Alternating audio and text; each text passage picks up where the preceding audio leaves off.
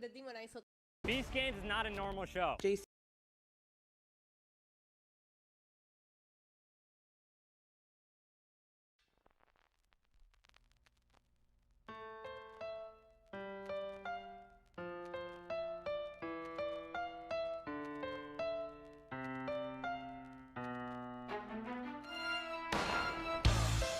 And you say Shaw City, and you say Shaw City, and you say Shaw City. Yo, let's go. Your brother's bound and get, and they chained him to a chair. Won't you please come to Chicago just to sing? In a land that's known as freedom, how can such a thing be fair? Won't you please come to Chicago for the help that we can bring? Welcome to the city that made me, place I grew up in, city that's crazy where gunshots are busted, place I'm in love with, place that's corrupted, place that gave birth to the MC not to fuck with, place with city lights, sun in one shines, place that isn't right, we're accustomed to crime, where daily went crazy back in '69, and Pops was just a rookie standing on the front line. It's the land that inspires me, land I call home, land with the basement Dr. Wax and gramophone, with fake thugs and hustlers and OGs roam, the land that's well known as the throne of Al Capone. It's the land of Lake Shores where the wind blows steady and the snow falls heavy and the heat kills many. Town like none, place that I know, this is the Windy City, welcome to Chicago. So your brother's bound and get, and they chained him to a chair. Won't you please come to Chicago just to sing? In a land that's known as freedom, how can such a thing be fair? Won't you please come to Chicago for the help that we can bring? World famous for the glamour and the rundown spots, a skyline so priceless that none can top. You can hear a different story up and down some blocks, and forever hear them bitch about the Cubs and Sox. It's a place like no other, unequal to most, where the city runs deep from the streets to the coast. But things can get ugly, city streets are no joke, cause the city's held down by the people and folks. It's a place of attitude, we think and we say, from heralds to the palace, this is each and every day. The real cops went to Ira to drink the pain away, and the real hip-hop is NUR and HBK. It's the land of Lake Shores, where the wind blows steady, and the snow falls heavy and the heat kills many. Town like none, place that I know, this is the Windy City, welcome to Chicago. So your brother's bound and get, and they chained him to a chair. Won't you please come to Chicago just to sing? In a land that's known as freedom, how can such a thing be fair? Won't you please come to Chicago for the help that we can bring? You can hear the wind whisper, send chills down your spine, and we can watch the waves crash along the Lakeshore Drive, and ride the Yell through the loop so you can get your mind right, or get lost in the beauty of the skyline lights. It's a city so pretty, full of life and fallen trees. She licked the lips and then she kissed me with the breeze. So as we proceed, I hope you people follow. You know the motto, welcome to Chicago. So your brother's bound and get, and they chained him to a chair. Won't you please come to Chicago just to sing? In a land that's known as freedom, how can such a thing be fair? Won't you please come to Chicago for the help that we can bring? So your brother's bound and get, and they chained him to a chair. Won't you please come to Chicago just to sing? Hoo-hoo! In a land that's known as freedom, It is time how can such a thing for be fair? Monday Won't you Night please come to Epic Chicago? Raw. Let's go. Welcome to Chicago. Welcome to Chicago. Welcome to Chicago. Welcome to Chicago.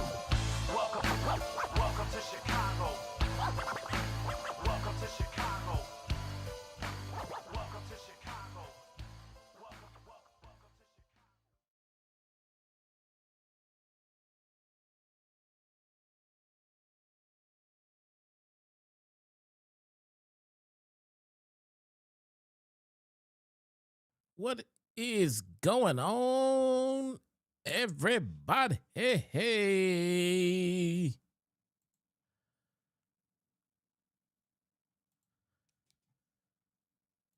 My name is Jesse, aka your very own one only Shot-Town Smart, and it is time once again for Monday Night Epic Raw. It is as if all the energy from Saturday. There we go. There we go. They getting it. They getting warmed up, bruh. We are guaranteed. We are promised an epic Raw tonight on Monday night, and I'm here for it, bruh. I'm here for it. What is going on here? Let me do that. And before I forget something, let me get that out of the way. Right now. Right now. Because I'm telling you right now, your boy loves to forget shit, man. Loves to forget shit. Dirty Dom. Bro, I saw a video.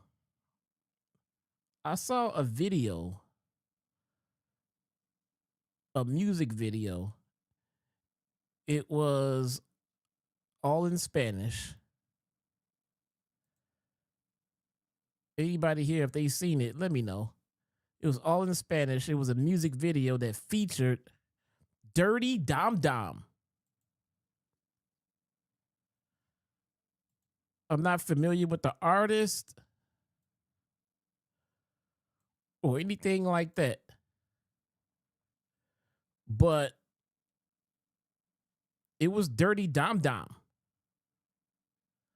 all up in the video, bro. I mean, like, special featured guest, bro. I mean, he was all up in the video. I'm sitting there watching like, oh, that's Dirty Dom, bro. It's cracking Dom.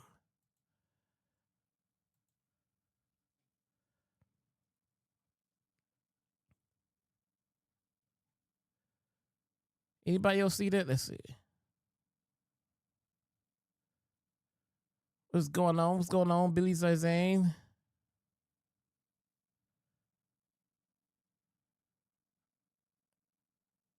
Okay, let me see. JD, BC, Bobby Monsoon, hated Survivor Series. Okay. Hey, you know, all right. Let's check in.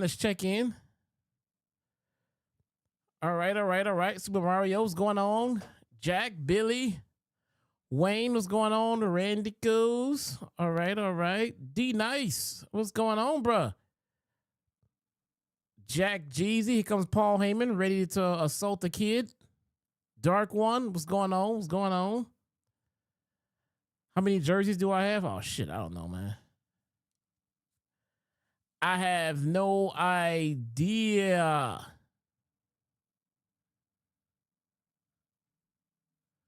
No idea. I should probably get the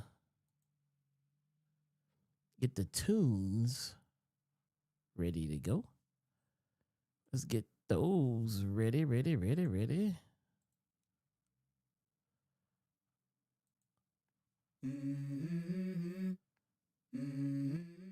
There we go. AJ Styles. I heard AJ Styles will have to shave his head after he retires. My man's going through a midlife crisis already. Here comes Dirty Dom. Rolling in on a low.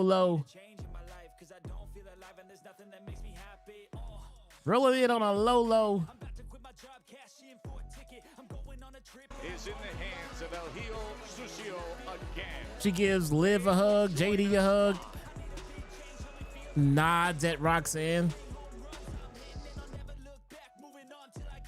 The shade is real. The shade is real. You know it's coming.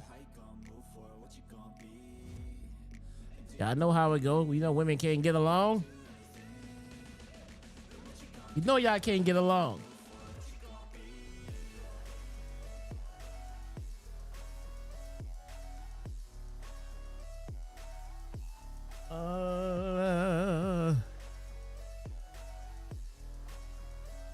How we kicking off? Oh man, kicking off with EO. All right, all right, all right. Kicking off with EO. Guys, Mr. D Nice told me that everybody was crazy for not liking Survivor Series, man.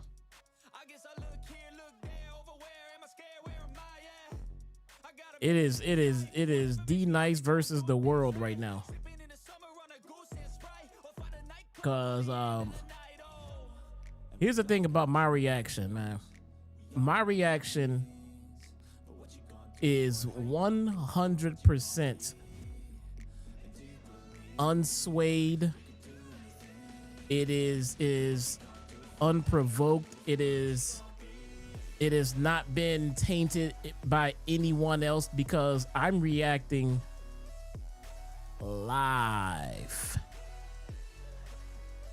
I didn't watch the show and then check social media for traction. I didn't watch the show and then watch my favorite podcaster. I didn't watch the show and then text everybody else for ideas on which way I should be leaning. My reaction is fresh off the dome. So it's not like, oh, I liked it and then saw social media and then said, oh, now I don't like it. Bruh, my reaction is straight up, no pun intended, raw. So to see that multiple streamers, not just one or two, but a whole lot of streamers felt the same way I did. Not to say that if they didn't, then I'm wrong. You know, my reaction is still my reaction, but it kind of feels like I wasn't the only one. Here we go. Welcome to Monday Night Rio. It's not Monday Night Rio. Look, my face, Mommy. a little sore. Our bodies, they're a little banged up. But at the end of the day, our team, we won the war. Fantastic. What do you get? What do you get? And look, it might have taken a little bit of time for us to all be on the same page, but at WarGames, we managed to come out victorious. But the fight isn't over, nah, because you see, the Kabuki Warriors, they decided that they wanted to betray my best friend right here, Io Sky. So I do not care how sore I am, I do not care how banged up I am, I don't care how broken my nose still is. We want revenge. And it starts by taking the tag team championships off of the Kabuki Warriors. Oh, you got so much to say? Okay, man, I'm here for it. Yeah? Hey, Asuka! No one is ready for... Boss Man, Mo Jack, the 199. So I watched Survivor Series and it bored me. I fell asleep on it. Our ring so we can finish this once and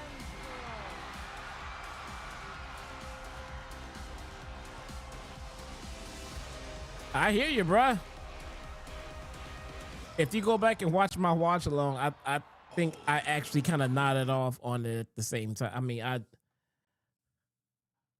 I did kind of get bored off my ass, man. I'm not gonna lie. I was like on stream starting to nod. And that's a first. I've never done that before. That is an absolute first.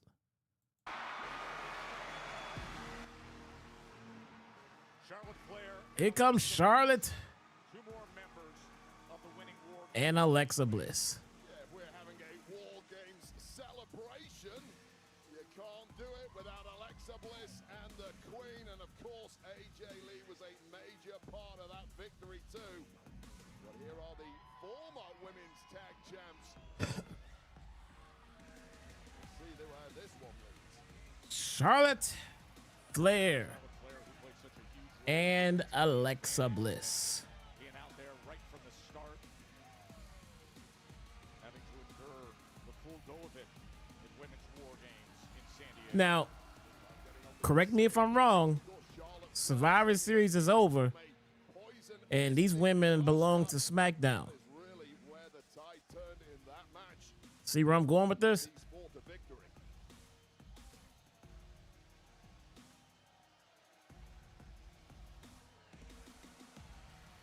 Brand split.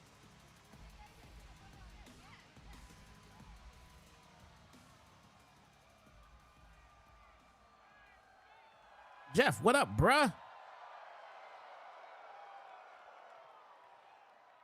Hey guys. Now, obviously, I couldn't help but overhear you guys saying you wanted a shot at the tag team titles. Now, I'm very happy that we were all able to put everything behind us and win war games, but when it comes to the tag team titles, I'm really going to need you to pump the brakes a little. Why are you even here to tell them to pump the brakes? For your best friend. We do. But you see, me and my best friend were the former tag team women's champions. D Nice with the $50. We never got a rematch. So we are all Super about tip. you guys getting your revenge on the Kabuki Warriors, you know, just after we get our tag team titles back. We got to get him in, chat. I mean, damn, guys, look, I knew that we'd be button heads at some point, but I didn't realize it would be less than 48 hours later. And look, like I've always said to you, Charlotte, I respect you guys, all right? But respectfully, you guys couldn't beat the Kabuki Warriors, so it's time to get to the back of the line. Ooh. Well, Rhea, if it's one thing you know about me, I don't step aside for anyone. This shit sucks. And if you wanna Noah, it stand is there and act like you're not better been than us, on long enough to suck, bro. Relax. prove it. Relax. And you know what, Charlotte? I was thinking the exact same thing. I know you were. So how about you two take on us two tonight? You don't go here.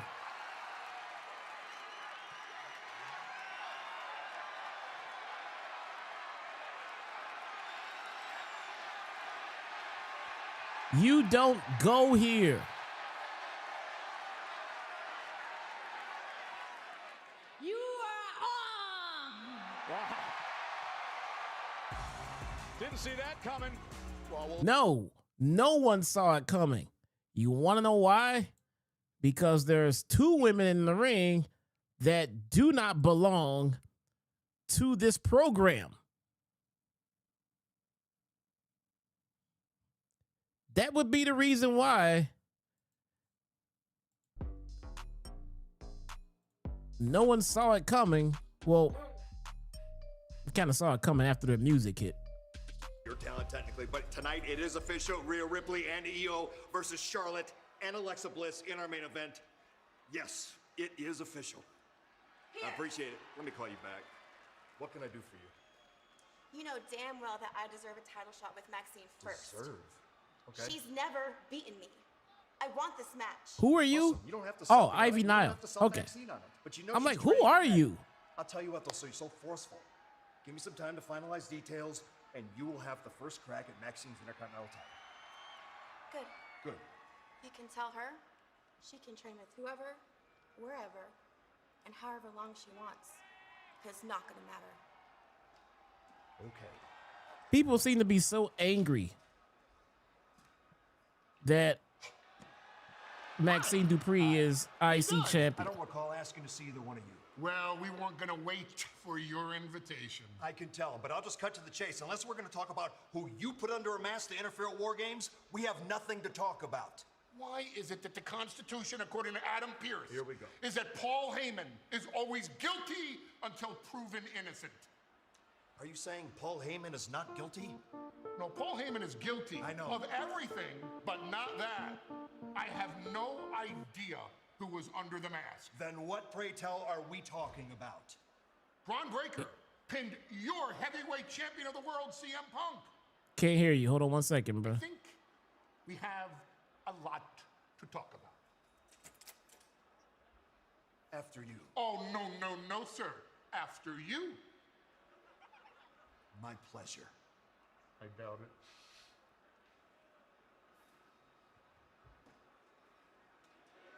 Ought to be a fly on the wall in that office. Oh God. Okay. Let's yeah, we can get, hold on. We can get Mr. David Rice in here. We have plenty of time. Plenty of time on our hands right now. Okay. Ladies and gentlemen, in case you have not been privy to the information, Mr. David Rice was an attendee at WWE Survivor Series in San Diego, California. And he has some thoughts and opinions about the show. Let's get him in here. Let's check it out. Mr. D Nice, what's going on, sir? How you feel? I'm feeling good. I'm a little hot. I'm a little hot, but I'm ready for this. Oh man, well, what's wrong, bro? What's on your mind, man? Well, first of all, hey, gotta check out the stash, the new display here. Got a couple new additions from the superstore there. Some dough was dropped. Oh my God, bro. That's crazy. Yeah. That is crazy. A wrestling fan can break in your house and retire. A wrestling fan can break in my house and find out how good of a shot I am. There you go. What's wrong, man? Everybody talking bad about your precious WWE, man. Don't start. Don't start with me. Don't start. Hey. What's wrong, man? What's going on? You think JD might break a blood vessel one of these days? Listen, okay. I've come to a realization that there is a disconnect between content creators and the audiences in which they are speaking with. Fair. I noticed it in the tech community, and now I notice it a lot in the pro wrestling talking heads community. That's fair. And this is why you have guys like Seth Rollins who say they don't care about your opinions. Not you, but the royal you. No, yeah. Listen, I was there at Petco Park, my son and I, with 40-some thousand people. That thing was packed. And I've been to Padres games that were also sold out that were not that full because obviously people can't sit on the field. Yeah. That place was rocking from the first match to the last match. Yeah. Even though it was only 4 matches. Now, here's the thing. Now, for me, Petco Park is about an hour from where I live. So I left around 2:30, got there at 3:30-ish, was able to park. There's no Petco parking. The area sucks because it's right smack dab in downtown San Diego in the Gaslamp district. So there's no parking. We were standing in line at the gate waiting to get in, and I'm standing right next to a bar. Yeah. Watching college football and the ESPN pre-show. So we managed to get in right before the first match. Actually, the first match had already started. Charlotte and whoever was in there, I didn't even see who was in there first. I know they were in there, and right as I was sitting down, Io Sky came out. And the crowd was bumping the whole time. 40-some odd thousand people. Now, for another perspective, To the right of me were two, I would say, teenage women and their mom. To the left of me was a middle-aged woman. Front to my front, was a family, man, woman. I would say maybe a 3-year-old child. And just looking around, I just see all these different demographics, different ages, uh, whatever the case may be. I was sitting on the first level, so I was sitting just above the floor seats. Okay. Because I wasn't going to pay 2 months worth of car payments to get floor seats and have a bad view. I had a really good view. I posted some of the stuff on Twitter, and I might have tagged you in it. I might have tagged you and JD in it. I'm not sure. Just as a perspective. Yeah. So, like I said, I see everyone enjoying themselves, even for the Brie Bella Stephanie Vaquer match. Oh my God. The girls who were sitting next to me on my right, they were screaming their heads off for Brie Bella. For Nikki Bella. Which I was shocked. I wanted to ask them, but I didn't want to, intrude. But I just know that they were cheering very hard for her. I would say the biggest pops of the night was definitely for Cena. All the women except for Last Legend, and I think Last Legend coming out last after Rhea Ripley was it was a difficult spot for her, but she came in and she turned some heads in the match. Yeah. The main event everyone was hyped for. I feel, and the space in between the matches, I may have gained a new understanding as to why there's so much time in between the matches. In between the Cena match and the Stephanie Vaquer match, I was able to go take my son, go up, back out into the outer concourse, grab something to eat, get some concessions. If I had to, I could have used the restroom, come back, and in that time, uh, Nikki Bella was just coming out. So it was perfect. The show didn't overstay its welcome. I feel as though, the fans kind of wanted more. The fans were cheering, and because of the fact that the heels won, people were kind of shocked and wondering who the guy in black was. But then people were running out so they could get to the post show. There were people who were heading back over to the superstore to go buy merch. There were, as I was walking back to my car, which was several, maybe about a mile or two away, there's people, sitting in diners and everything, talking about the show. You can tell they went to the show because they all had on merch. I mean, I'm talking about multiple people carrying belts. And I will never, I did it one time. I will never, ever take a belt to a show again, especially not one of these. These things are expensive. No, you got to carry that shit around all night. But then I get home and I start listening to JD's review. Well, let me pause you before you get. Let me pause you before you get there. Okay. Because you've been talking for 7 minutes. Now, name one thing that you spoke of in the first 7 minutes that an at-home viewer would be privy to. I mean, the matches themselves. Yeah, that's why we said the show was shit. I mean, but so my question here is, what do you expect? An entertaining show. Because we were entertained. I don't know what was wrong with the people at home. Did you watch it at home? Did you watch it on TV? Okay, so I did, because my son ended up having a meltdown right when Roman Reigns came out. Roman Reigns came out, started engaging Brock Lesnar, and my son decides to have a meltdown, so I had to deal with that. No, wait, so I missed the vast majority of that last part. Hold on. I'm going to answer your question. So when I came back, my girlfriend was here at home, and she wanted to see the Nikki Bella match. She's a very, very brand new wrestling fan, so she wanted to watch that match, and we ended up watching almost the whole event all over again. So did you watch the event from beginning to end the way we had to? Soup to nuts, yes. Okay. Now, was your experience while watching it at home the same as it was when you were there watching it live? No, and it's not going to be because I watched it live. That's not a fair question. No, it's I a, still no, enjoyed the no. show. It's a very fair question because you're talking about podcasters who have the perspective of watching it at home. No one is going live on the internet and giving a perspective of being there live. So the reactions that you're getting from the community is everybody's at home perspective.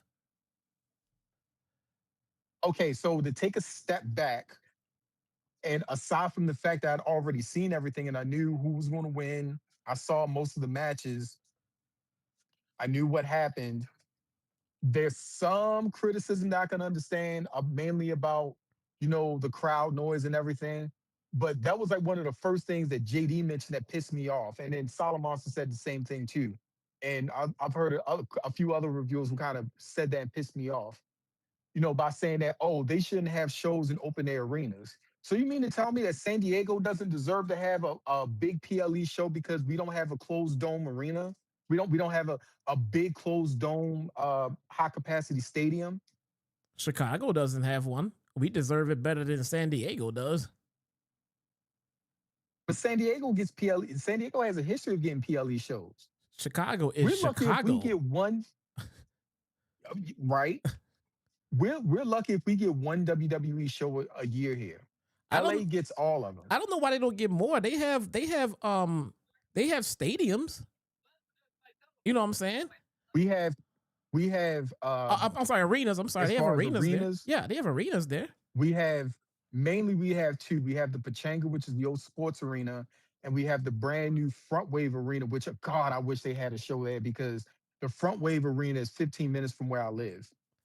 I could almost walk there. Right. But we're trying to talk about the point that they're making. So just because if they're saying that San Diego doesn't need an open air show doesn't mean they shouldn't get WWE shows.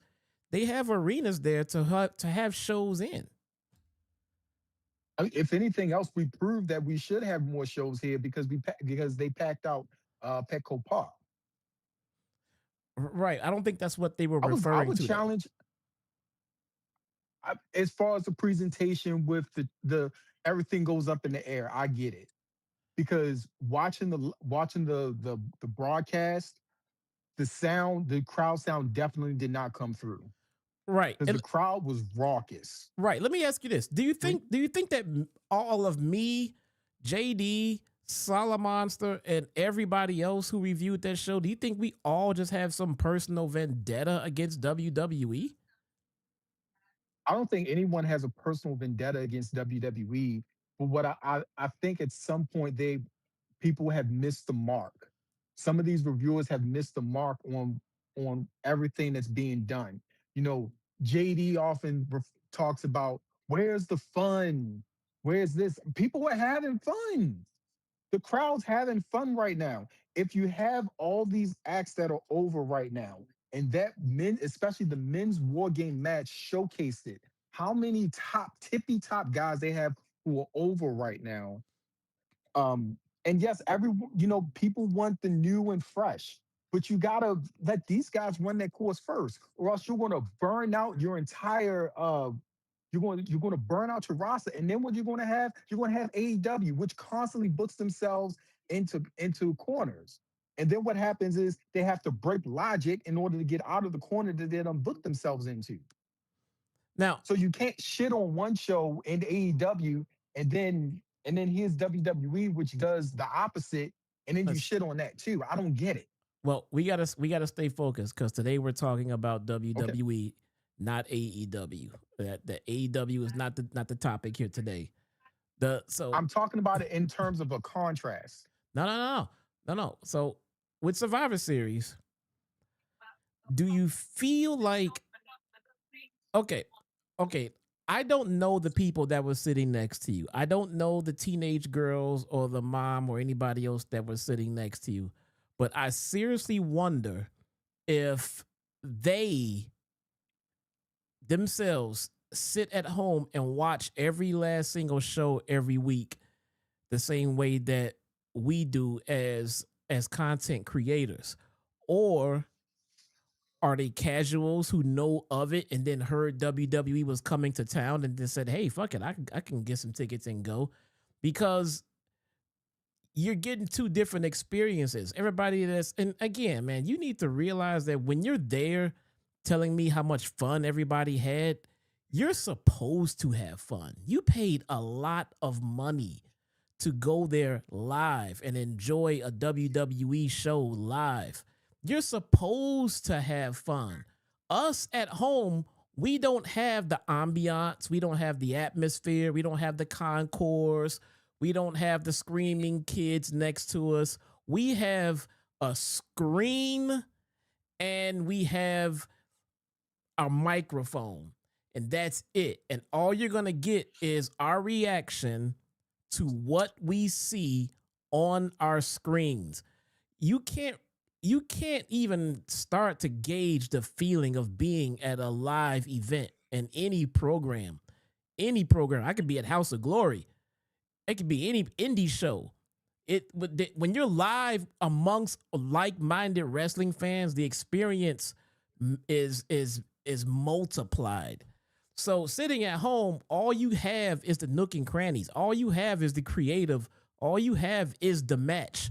We don't have anything that you just talked about. The crowd noise, we couldn't hear that. The feeling and everybody else, we don't have that. We have the match, and the matches were boring.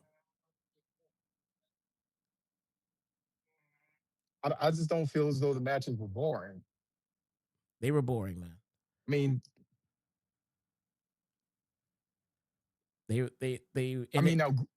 at first when I watched it live and gave my raw reaction, I'm sitting there like, man, to me, this is boring.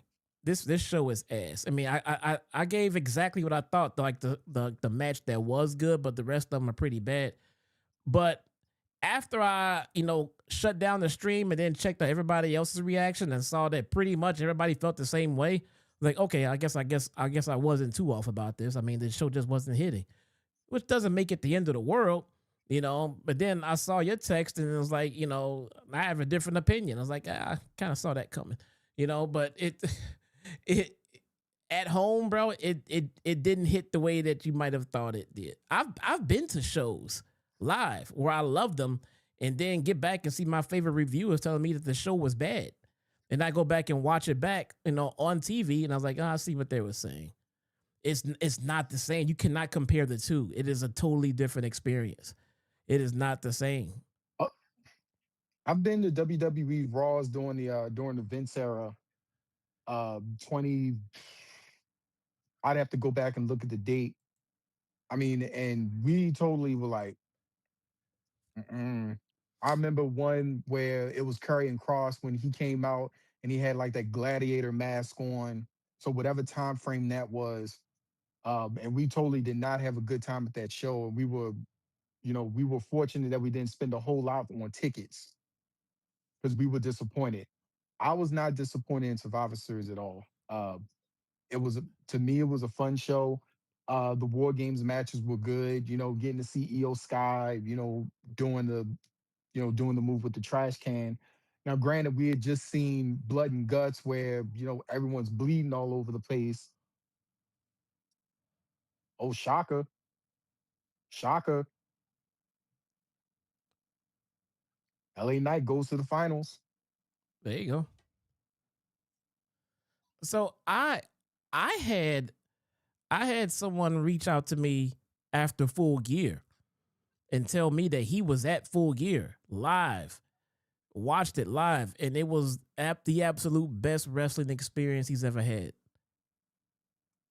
And if you look at the review, that we had for that show, and we didn't feel the same way. So this is nothing like, new. We all know that going there is going to give you a different experience.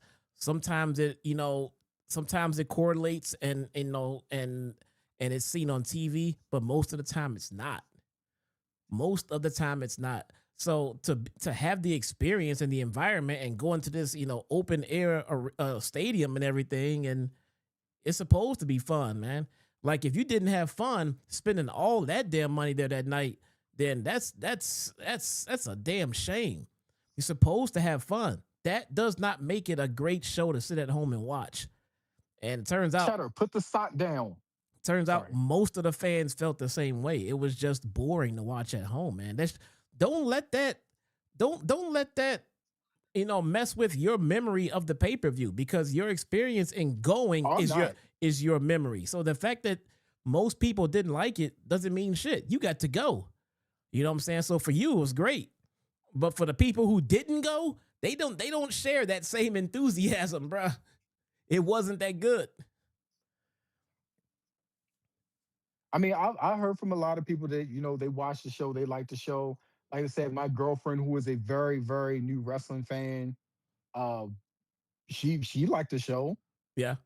But at the same time, she hasn't been calloused by watching, wrestling every week, 3 and 4 and 5 times a week. Yes, that matters, man. Well, Yeah. I just have this feeling where I feel as though a lot of people who look at these shows week in and week out, either they're callous and they become jaded, or they're starting to miss the mark on what's really good. When I was looking around the crowd, when people were yeeting, I knew that the Jey Uso spot in the middle of the match when he ran it back, I was like, oh, people are going to hate this.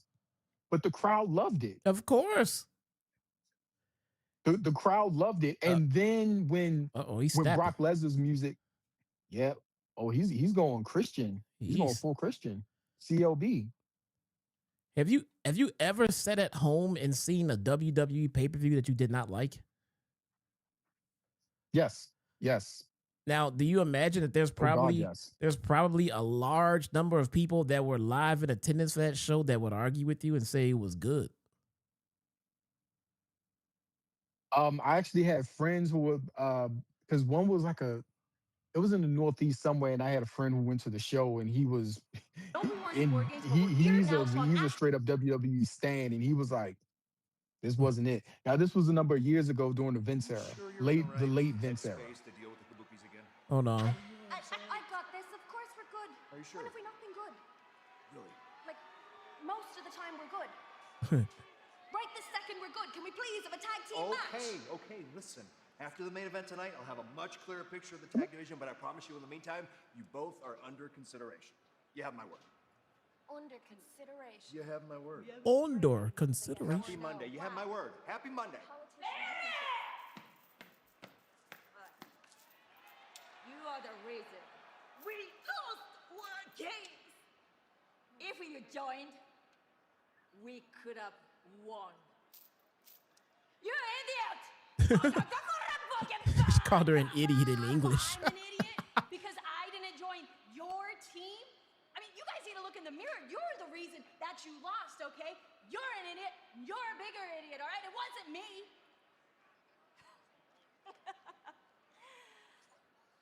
I'm a champion. Oh. Are you? Oh. What are you? Nothing. Tonight, who is the main event? Charlotte Queer.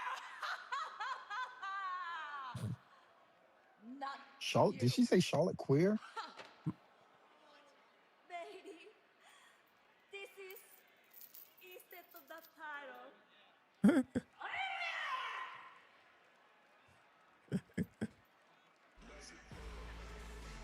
There we go. Look, I think the important thing here, bro, is that you went to this show hoping for a good time, and that's exactly what you got. I get people that were not that I know people, but I saw people post online that were at last year's Super Bowl halftime show and watched it live, and it was Kendrick Lamar performing, and they hated it. But then they went home and watched it and saw that it was basically a video shoot made for TV, because they went home and watched it on TV, and then they loved it. And they said that this wasn't for the live crowd. This is for the at-home crowd. And that makes sense. That happens in quite so many things. Some things are going to be better live. Some things are going to be better on TV. And then there's vice versa at the same time. Wrestling shows are normally better live than they are on TV. That's pretty much. I don't think I've ever heard of there being a pay-per-view that was great at home but bad live.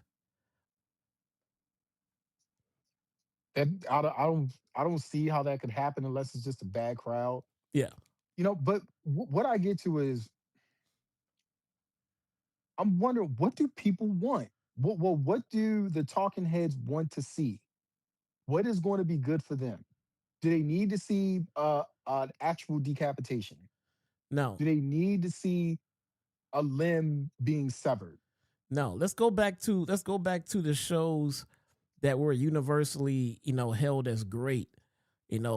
They're usually the shows that involved massive storytelling with massive payoffs. I think the payoffs is the key.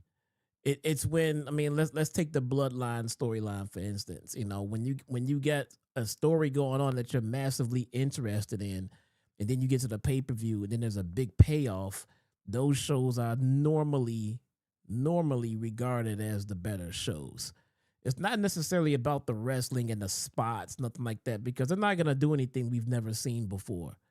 You know what I'm saying? So what we want to see is some kind of either conclusion or continuation or gap filling of the major storylines.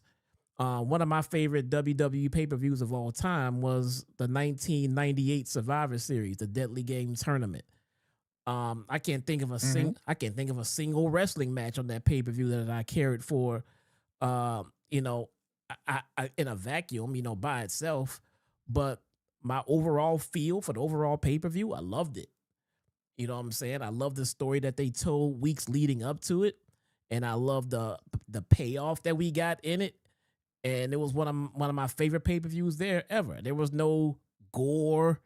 You know what I'm saying? There was no insanely stupid spots. It was just the story leading into it and the payoff.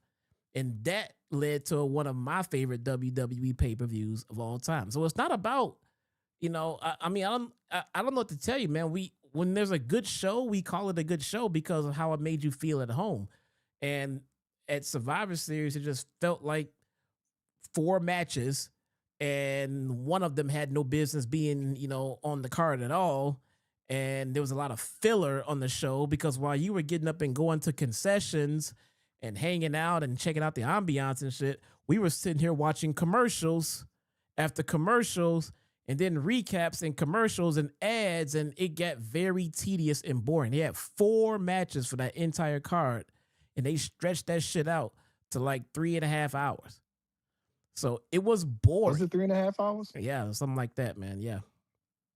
It seriously didn't seem that long. I was, like I said, it takes me about an hour to drive from where I live to Petco Park, and we left at 2:30, and we got out of there.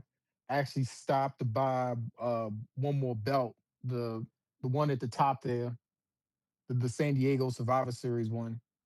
And I was home, I want to say by 8:30. I'd have to check the time, but I believe I was home by 8:30 that night.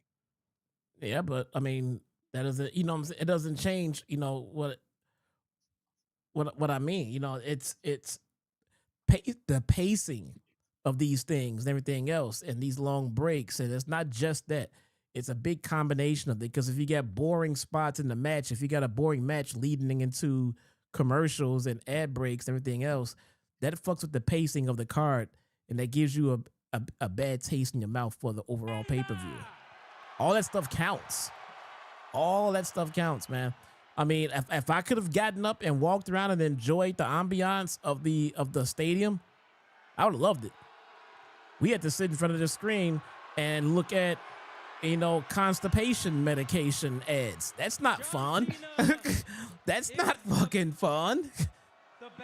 You're doing a live stream, I understand, but there's other people, that's when you can get up, you can pop another bag of popcorn, you can make dinner, you can do all kinds of activities. None of that is fun. That shit is in my own house. You get to get up and check out the goddamn stadium. That was great. Getting up and going checking out my own house. Fantastic. it was fantastic. Yeah, that's not gonna add to the pay-per-view experience, man. You know, it's. I mean, granted, I'm not in favor of you got to squeeze through people, especially in the stadium, squeeze through people, go back up the stairs, run around the concourse, try to find a line that's reasonable, to pay $8 for a hot dog, Yeah. but hey, all that stuff considered. Maybe that's a different video for a different day for a different content creator. One to give perspective of being there. But at the same time, you telling me the crowd was lit did not make the crowd lit when I was sitting at home watching it live, because it was not. It was dead. They sat on their hands as far as we could tell. No, they weren't sitting on their hands. But here's the thing: we've seen open air stadium pay-per-views, and there have been live crowds. There have been. I mean, now during the matches, during the matches, for the most part, I would say, especially the Stephanie Vaquera match, and even the John Cena match, we sat down, and watched the match and enjoyed it. Especially the men's War Games match. Oh, we were standing the whole time. It was actually kind of annoying because I wanted to sit down. My son wanted to sit down. I got a visitor. Oh, who we got? Somebody. That's Pebbles. Want some kisses, man? Want some kisses? Yeah. Yeah, man. Even when I don't know, when Liv Morgan came back, the reaction was just, it was, it was probably popping off at the, at the stadium, but not at home. Not at home. It was. It was when, everyone saw the graphic and heard the music. There was a collective, and then, she came back and, we thought that she hit Dom, and everyone's like, what the hell? It was, the crowd reacted to everything. Yeah. I just, again, speaking from the perspective of someone who was there, sitting in the lower bowl, there was a lot of fan reaction. They were yapping it all up. Hold on, let's hear what they got to say here. No, we're not doing that anymore. We're not doing that anymore. We knew that John Cena was going to figure out the Judgment Day's plan. But once that failed, and we decided to play the ace up our sleeve, I got back my two favorite things in the world. My Intercontinental Championship. And that ass. Mi amor, my güerita, Liv Morgan. Oh, Dominic, I miss this face so much. And I miss you guys so much. Raquel, it's been way too long. And all the shade about to be thrown at Roxanne. I'm so happy to be with y'all again. I really am. It's Cheddar Bob. Since I've been I feel as though I was going to gyp the audience if I didn't have Cheddar here. About the Judgment Day. There he is. I've been hearing that the Judgment Day is weak. Ooh. I've been hearing that the Judgment Day has lost some of its gold. I've been hearing that the Judgment Day is falling apart. But all of that changes now because Liv Morgan is back. And the Judgment Day is back, and we are coming for everything that is ours. Liv is about to come for everything. All right. So as of right now, the Judgment Day once again officially runs Monday Night Raw. Wow, because Liv Morgan is in there now? Oh, and Dominic, one more thing.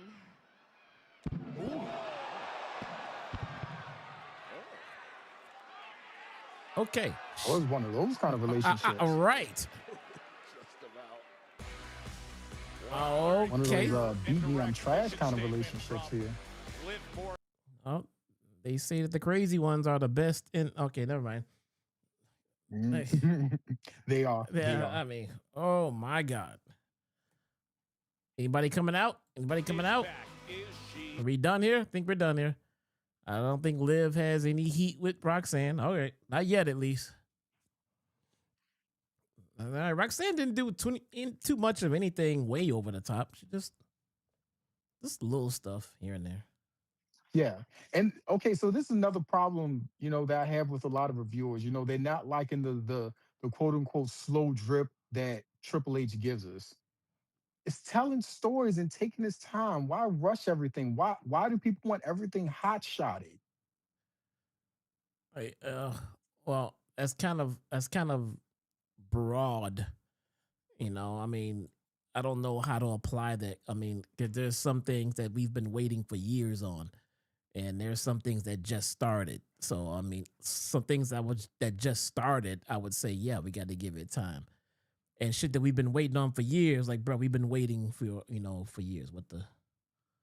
How long can we fucking... There was a reel on Instagram that I saw, and it was how the IWC reacts to Jey Uso. And it was all the way back from the pandemic era when he started his first little run against Roman Reigns. And I realized, number one, they've been telling the Jey Uso story now for 5 years. And, everyone was happy with him until he started winning titles. And then it was like the IWC started kind of to turn on him. They've been... Here's the best stories of when you see the journey. Here's the problem. It's not that everybody on the card from top to bottom on TV all needs to be able to wrestle. But it's kind of a collective feeling that the champions should know how to wrestle. That's why when Jay was just a gimmick, that's why when he was just an entrance, when he was just an accessory, that was fine. When he was just a tag team member, that is fine. Look, I know you're going but when you start making him a singles champion and a world champion, they kind of expect a better, I don't want to say work ethic, but just better bell-to-bell skills than what Jey Uso brings. I think that's why he got a lot of the heat that he got. I mean, so he got exposed for not being the best worker. When he became a singles champ, because the nepotism feel really kicked in, because it felt like he was really in that spot for what his last name is, because looking at him work as a singles competitor bell to bell, that definitely ain't it. That ain't it. Now I gotta call horse manure on that line of thinking, because why is that? Jay got over. He got the yeet over. He got himself over with the time that he was given. It wasn't like, oh, all of a sudden Jey Uso is the man now. No, Jey Uso came up, very similar to like a Shawn Michaels ascent. Started as a tag team guy, broke out on his own, got over organically, and then he won the Intercontinental title. And everyone's like, okay. And then all of a sudden he beats Gunther, and now it's like, oh, F Jey Uso. He's Yeet Man. We don't like him because he's Yeet Man. Well, wait, you never addressed massively over. You never addressed everything that I just said. I didn't say he wasn't over. I said the guy wasn't good enough bell to bell. You tell me he was over. I didn't say he wasn't over. Can he wrestle? Is he really good in the ring? Yes or no? Is Bro, he yes or no? AJ Styles level? No. Is he really good in the ring? Yes or no? He's passable in the ring. He hasn't hurt anybody. Yes or no? I said he's passable in the ring. That's not a yes or a no. Saying good in the ring is like, there's levels to it. I said really good. He's passable in the ring. He's okay. But the fact of the matter is, you never said yes or no, man. He's a tippy top guy. I'm gonna hold you to a yes or no on this one. No, because this isn't a yes or no answer. It is. There's levels to it. It is. Is he really good in the ring? Well, is he really good in the ring? No. Okay. He's passable in the ring. Okay. I mean, that's a start. You said no. That's a start. Okay. That's a start. But it's a start. But he's gotten himself over as a tippy top guy in the company. He is over. But I think the problem came in when he got exposed for how bad he was in the ring. That's where the IWC. to the people that were, turning on him. I'm talking about the people that actually turned on him. Which was the IWC. The IWC was the one who turned on him. I had no problem with it. 46,000 people at 46,000 people at Petco Park were yeeting right along with him. How about this? I bet you almost anything that those people who were yeeting along with him went home and they were complaining about how bad he is in the ring. They probably complained about it before, but when they get there live, yeah, you're enjoying the environment and you're yeeting away and you're having fun. But it's not about that though. If what the IWC says doesn't matter, then it doesn't matter then. Right? So it shouldn't matter what we have to say. It shouldn't matter what, like Seth said, it shouldn't matter what we have to say because we don't matter. So then let us shout into our empty room. Nobody cares, right? I mean, that's fine. That's fair enough. But I would also like to see maybe the IWC maybe change that perspective a little bit. Maybe take a look at it from another aspect, because on the same token, and I know we're supposed to focus on WWE, but I'm doing this as matter of perspective. Okay, you look at the guys who are in AEW right now. Okay, they're working at 100 miles per hour, going ding ding ding ding ding ding ding all around the ring and everything. What do they have to show for it? Collision gets 200,000 viewers. I know. Their flagship show Dynamite gets 400, roughly close to 500,000 viewers. They're outdrawn by NXT. They're outdrawn by WWE's not even their C show. They're outdrawn by WWE's AAA ball club. Well, they're doing something right because WWE fans can't seem to stop talking about them. I'm only talking about it as a matter of perspective. The perspective tonight is WWE. You need to have something to compare it to. The perspective tonight is WWE. So we can shift to AEW on Wednesday. That is a new thing here. I am sincerely trying to stop people from holding one company against the next, no matter which one it is, from Wednesdays to Mondays or Mondays to Wednesdays. Because not just you, me, people in the chat, people love to talk about, but if it was this company, no. We're gonna talk about the company that we're talking about. We're not gonna jump back and forth and play the tribalism thing. It's just we're talking about Survivor Series. This isn't about playing tribalism. This is legitimate, a legitimate comparison. No comparison. No comparing. WWE, Survivor Series, crowd reactions, podcasters' reactions, all of that stuff is on the table. We're going to leave AEW out of it, man. AEW is a whole different beast. We're going to stick with what... That's why I not once did I compare War Games to Blood and Guts because I didn't even want to entertain that. I want to grade each show for their own merit. They're both big budget wrestling promotions, right? I'm not going to compare the two because people have preset agendas about each company. So let's just compare each company on its own merit. It doesn't have to be as good or as bad as the other company. It just has to be compared to what you think it should be, not compared to what the other company did. It's not even, we're going to eliminate that. I think too many podcasters do that. They do this too. They love to play the who wore it better. Was it Dynamite or was it Raw? Bro, we need to distinguish the fact that we have two separate entities here and they're not comparable because they do things drastically differently. And I'm not going to say it's not like comparing WWE to UFC. That's two different completely sports. We're two different completely different sports. We're talking about two big budget pro wrestling companies. We're talking about two things different. We talk about two different companies who have two different ideologies when it comes to how they entertain their core fan base.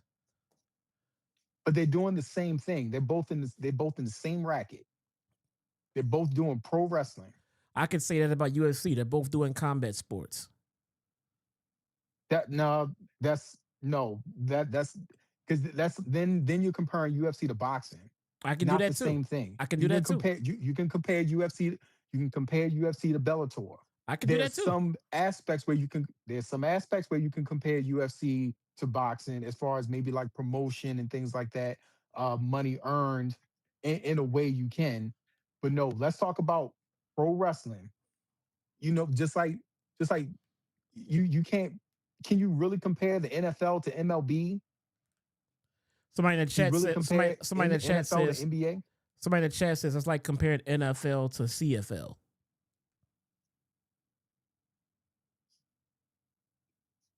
Two different countries. It's still football, even though it's different rules.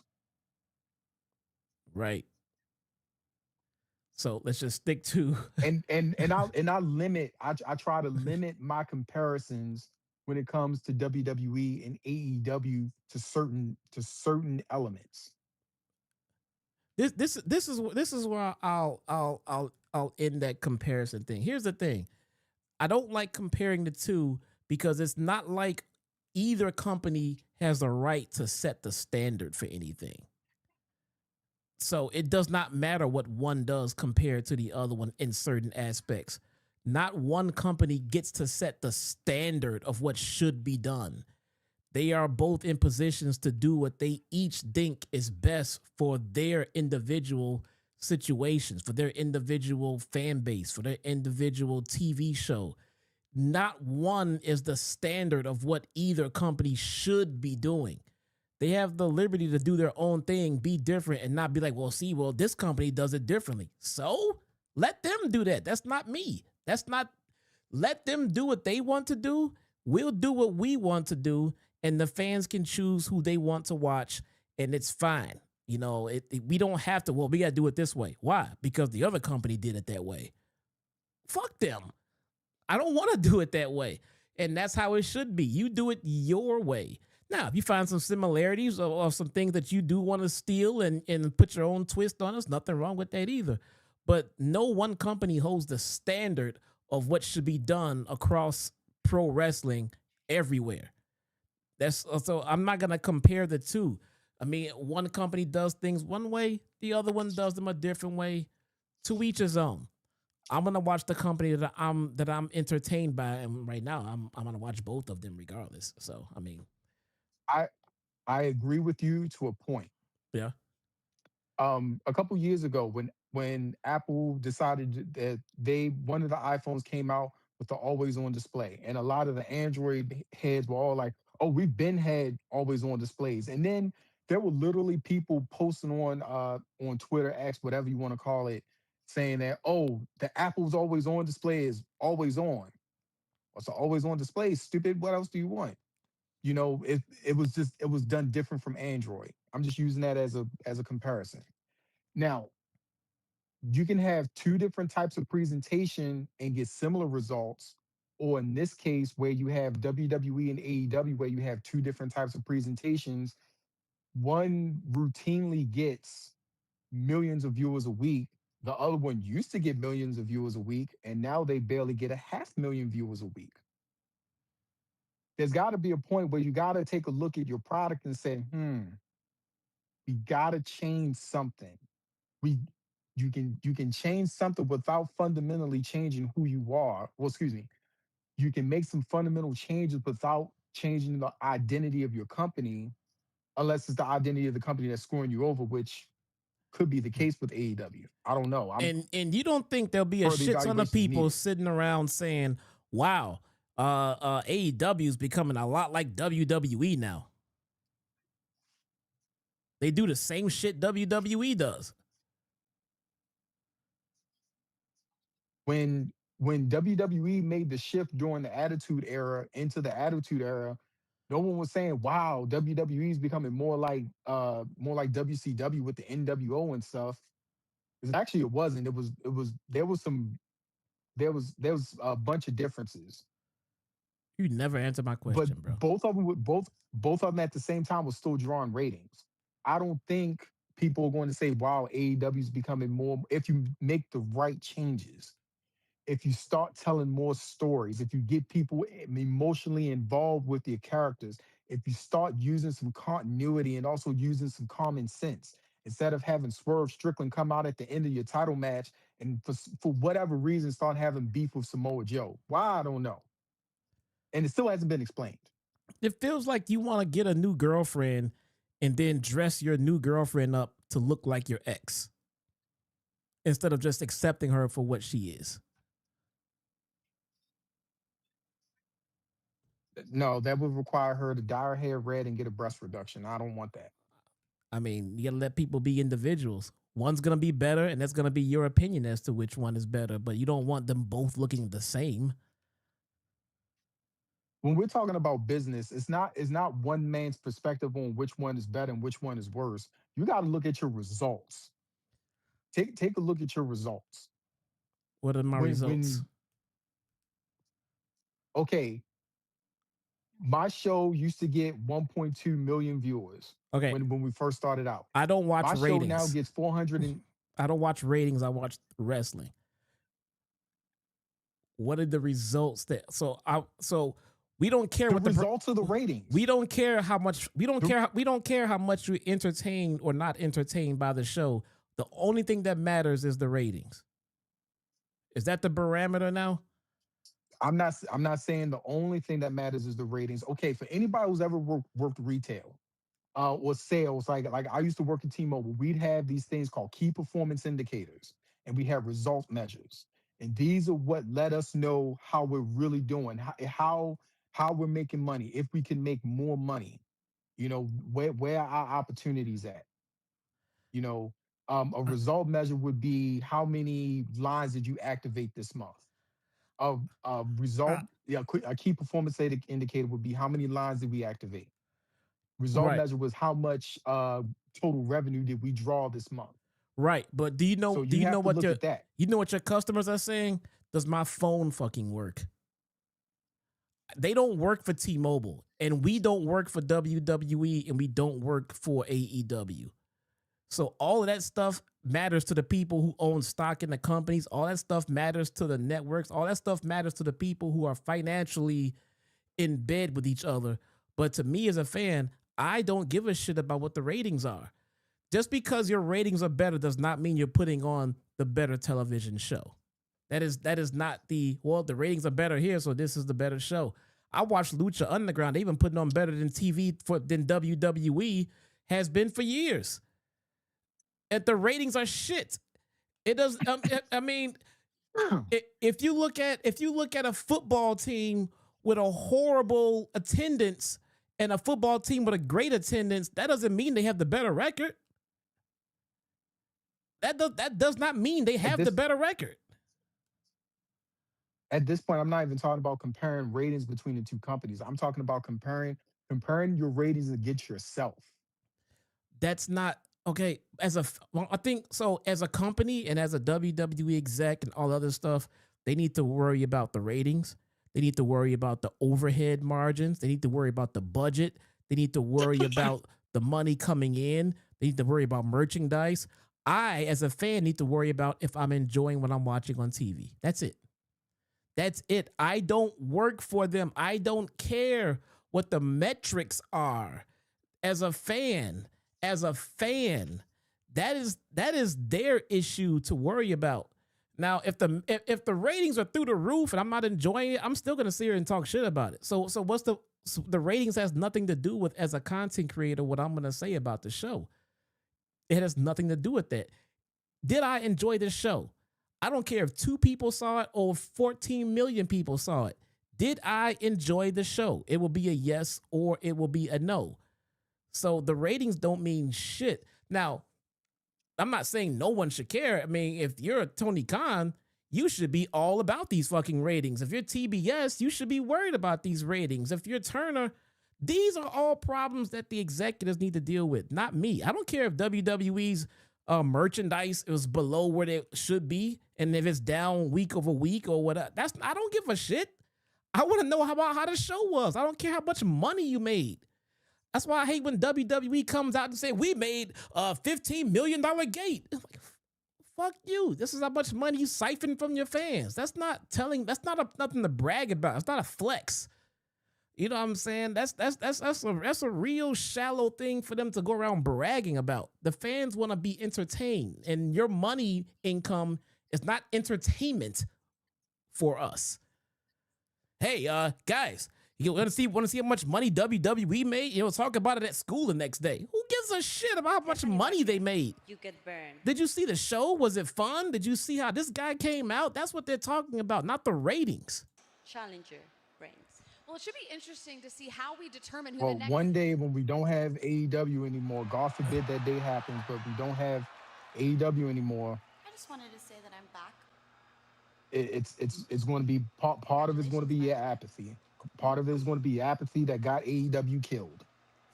That's for them to fix, man. They need to fix their ratings. If that's an issue for them to stay on the air, they need to take care of it. I just hope they do it putting on great TV. If they put on shitty TV and the ratings go up, I don't give a shit. I'm going to sit here and destroy it on commentary because I don't care about how much money they made or what the ratings are. Name one show that was just universally panned. And I'm not talking about just pro wrestling, but just one TV series, a show that was just god awful but had good ratings. Oh my God, there's plenty of. You kidding me? Let's see. Jesus fucking Christ. Survivor. Don't you talk bad about TJ Hooker. What the fuck is that? Survivor was a ratings draw. I hated that fucking show. It was so stupid. I fucking hated it with a passion. Now, it was a ratings draw. A lot of people loved it. Great. I didn't get past the first 2 episodes. I couldn't stand it. All right, making it a ratings draw didn't do shit for me. What was the one that like last season it was big? Fucking Issa watched it all the time. Fucking oh my God, the shit. I think it begins with a P, something like that. Big Bang Peacemaker? Not Peacemaker. Chat, help me out. What was the show that Issa watched all the time last year? I mean, it was always on fucking TV. Peppa Pig? I don't know. Yellow Jackets.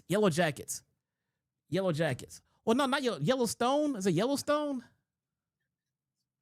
I've heard of Yellowstone. And I heard it's really good. Yellowstone was a ratings draw. Hated that show. Tried to watch it. Couldn't stand it. So it's still to each his own. I'm not saying the show was bad, but I mean, just because you're a ratings juggernaut does not make you a great show. It still has to be up your alley. It still has to be entertaining for you. I mean, not everything that was a ratings draw is something that's everybody's cup of tea. That show was stupid. Stupid. Yeah, that's so that means because the genre is not your cup of tea. All right, so let's take the genre of pro wrestling, okay? And we're going to say that since WWE is the oldest and most established company, they set the standard as far as ratings, okay? So we're going to say there are 2 million wrestling fans in this country right now. 2 million watching fans out there, that'll watch Monday night. Because I don't know what the U.S. numbers are right now. I know globally they're up to 3 million. The rating's been going up. So AEW should be looking at it as, well, this is the market that we have. We should have, by now, we've been in existence for 6 years now. We should have, since we're not in direct competition with them, we should have at least 60 to 70% of the market that they have. Why? But they don't. Why? I would set that as an ambitious goal for myself. If I was running that business, I'm saying at this point, with what I have on this roster, with the product that we put out, we're touting that, hey, we have more physical pro wrestling, more physicality, less talk, more action, where the wrestlers wrestle or whatever they want to call it and everything. And we got titles out the wazoo. We got more titles than you and all this stuff. We should have, and since we're not in direct competition with you, because we go on Wednesday nights, they're on Mondays, Tuesdays, and Fridays. we should have at least 65 to 70% of this market share, and they don't.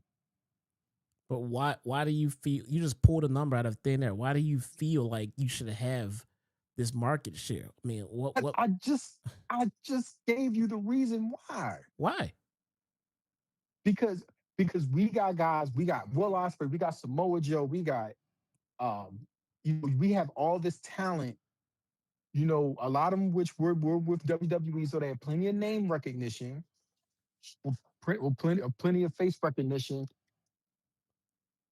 This post, thank you. But there's got to be some. So it's hard to explain. How do you get your study where you just know that the people that you are assuming that should be watching your product are not? How do you gauge those metrics? You just can't pull them out of thin air and say, I think this should be happening. I just said why. I'll say it again. We're in the same business, okay? However, we do not directly compete with them as far as like ratings on Monday nights. We have a lot of recognizable worldwide talent. We should have, as an ambitious goal, we should have 70% of this share. So guys, so 70% of people who watch WWE should also be watching AEW. But they're not. So you think the fix is be more like WWE?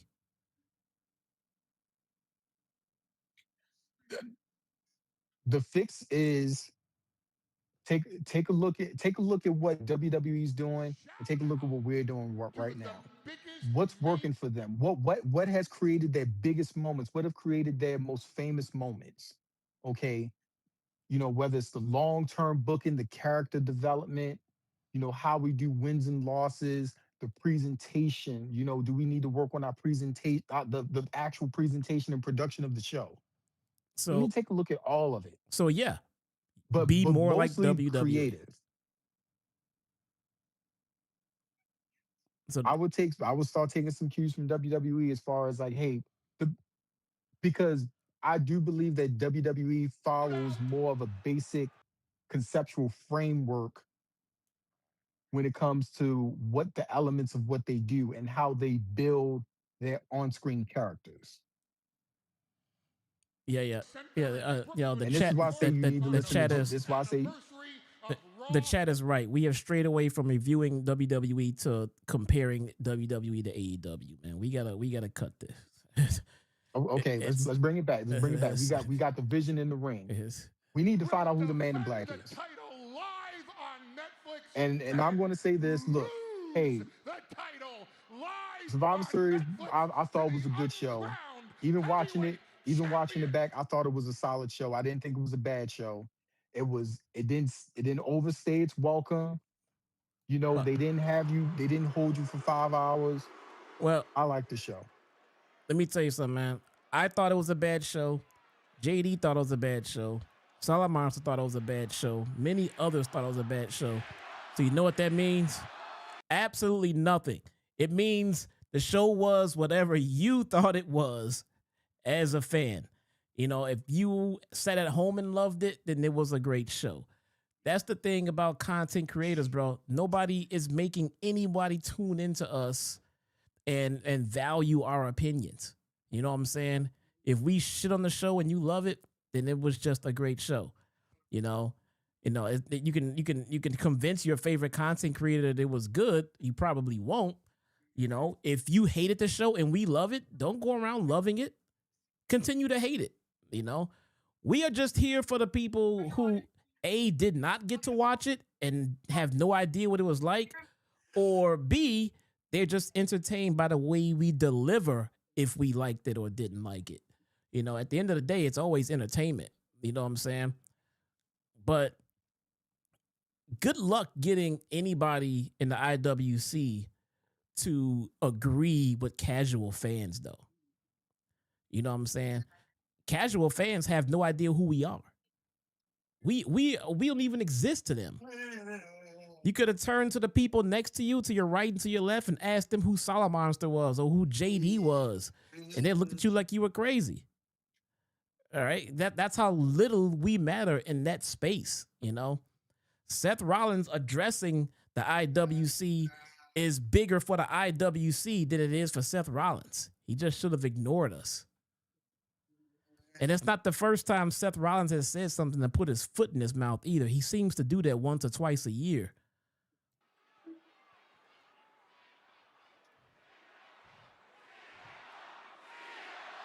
Yeah. I just wish there wasn't so much of a disconnect between the IWC and, you know, actual viewing audience.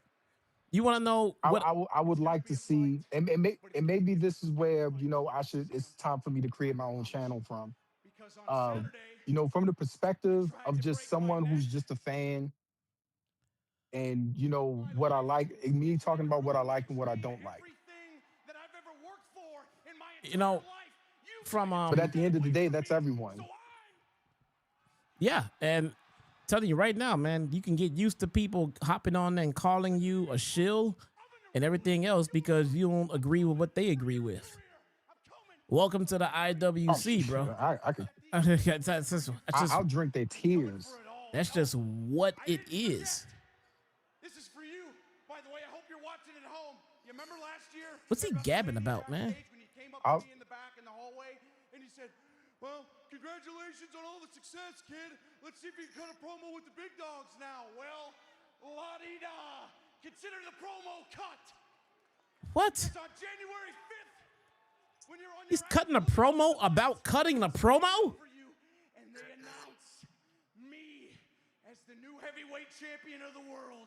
You will look into my eyes. Oh, what? With your beady, stupid We're up here, Braun. There we go. realize you are not even close to the badass Braun Breaker, the real best in the world. Oh, damn. Let's go. January 5th, we got a match?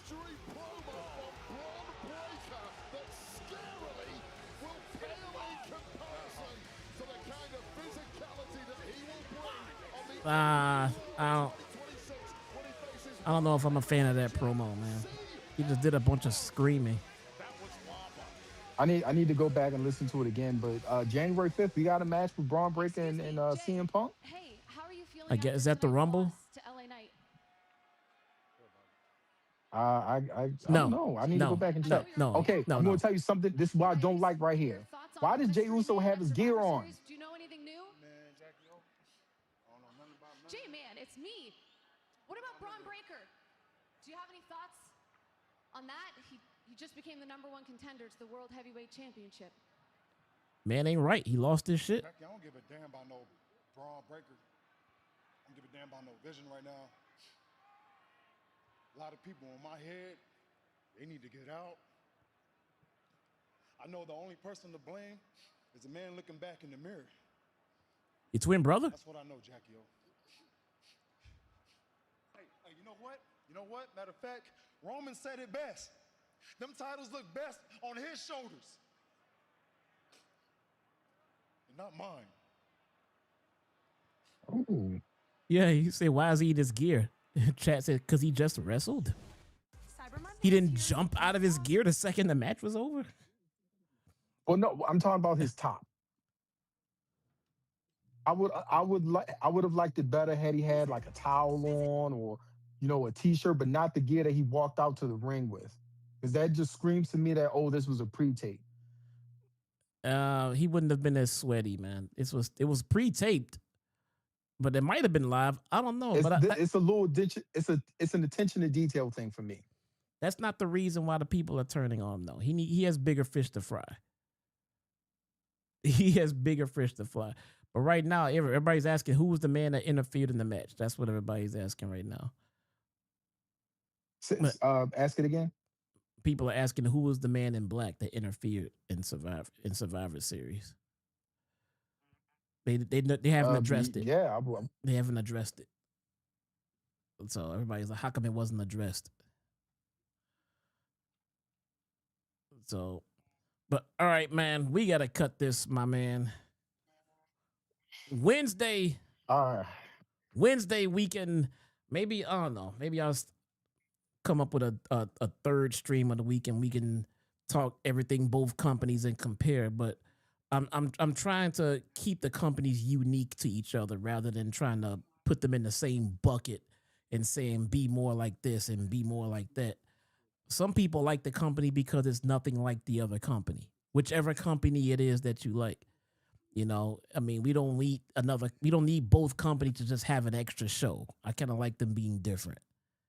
You know, there's nothing wrong with being different. I'm the type of personality where if I'm in a group of people and they're all doing the same thing, I'm the kind of person that will try to do my own thing and be different. It might work out as a success, but it might stick me out like a sore thumb. This dude's doing his own thing. Like, yeah, man, because I'm not enjoying what the group is doing. Doesn't mean my thing is wrong. It just means I want to do my own thing. You can follow me or you can't, you can not, but it doesn't mean my shit is wrong just because your shit is different from mine. You know, that's just my personal perspective on socialism. You know, when I'm being social and shit, I don't, oh, there's a group of people here. I gotta be in this group. I know I'll hang out with the group. If I'm not enjoying myself, I'm gonna go do my own fucking thing. You know, and if it starts getting traction, people might start getting mad. Oh, this dude think he's too fucking good for us because he's doing his own thing. No, it's just your thing is different from my thing, and I don't enjoy your thing. And there's no hate. You know what I'm saying? It's different. And a worst case scenario for me would be both companies doing the same shit. I want a different kind of fight. When I watch Lucha Underground, I want to see Lucha Underground shit. When I watch ECW, I want to see ECW shit. When I watch AEW, I want to see something different from WWE. And if the ratings are bad, then that's AEW's problem, man. They need to fix their ratings, but don't do it at the cost of being creative or being entertaining. You know what I'm saying? So I would like to see late '97 WCW WWE again, when it was both were really good, both were really hitting their stride at that point. By '98, WWE was like really starting to like put it on, and WCW was going down the other way because that's when they started doing stupid stuff like Hogan versus Leno. Yeah, no, that was bad. Whoever said this show was gonna be epic, fuck those people. This show is boring. That is Triple H. Triple H came out and told us this show was gonna be epic. So I don't know what kind of ending he has planned, but I highly doubt that whatever ending he has planned is gonna turn this entire show into an epic show. It might be an epic segment. You know what I'm saying? But I don't think it's going to change the landscape of the show because the show itself has just been pretty mid at this point. So I was going to say the show has been, I would say above mid because mid can have a negative connotation. So I would say it's been above mid. I won't say it has been epic yet, but the night is young. Yeah. Yeah. Well, I mean, I hope not. Okay. It's already 8:30. But yeah. But so before you go, yeah. I know I got the belt, the Signature Series belt of your favorite wrestler, and I just had to show it off. Let's see it. Please indulge me. Let's see it.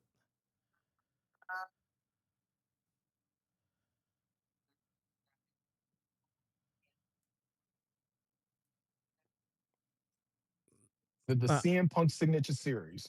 I know this is your boy, man. It's a spinner belt too. Oh yeah. Oh my God. Looks awesome, man. It looks awesome. Good thing for us, the camera feed is breaking up. That's awesome. That's good.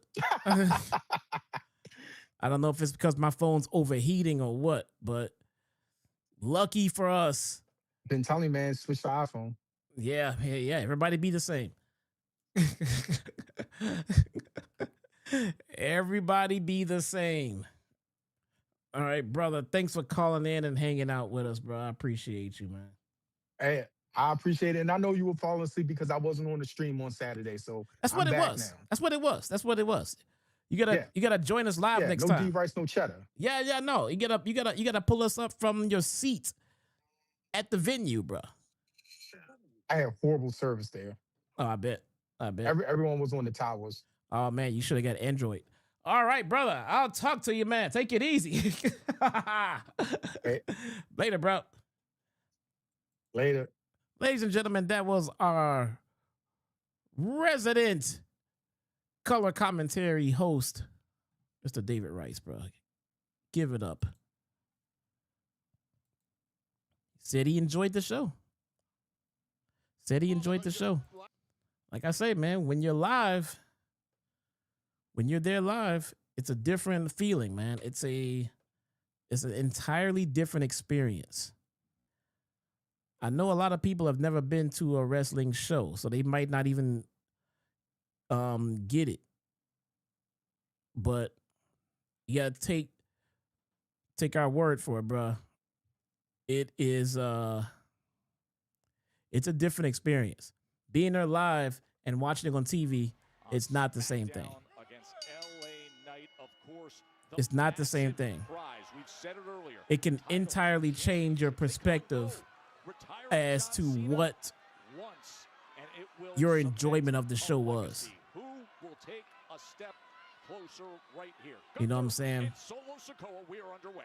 Yeah, and I'm going to add to that, Joe Tess. I agree with everything you just said. Gunther Final match of John Cena versus Solo. On a par with breaking the Undertaker's streak. We saw Brock Lesnar do that many, many years ago, and we have not stopped talking about it. Whoever has that final match with John Cena, who retires John Cena, especially if they can beat John Cena on the way out, we will be talking about it for My daughter just got home from a basketball game. Let's find out how she did. To see who advances to face LA Knight on December 13th. The winner against Cena, the ultimate prize in the industry right now.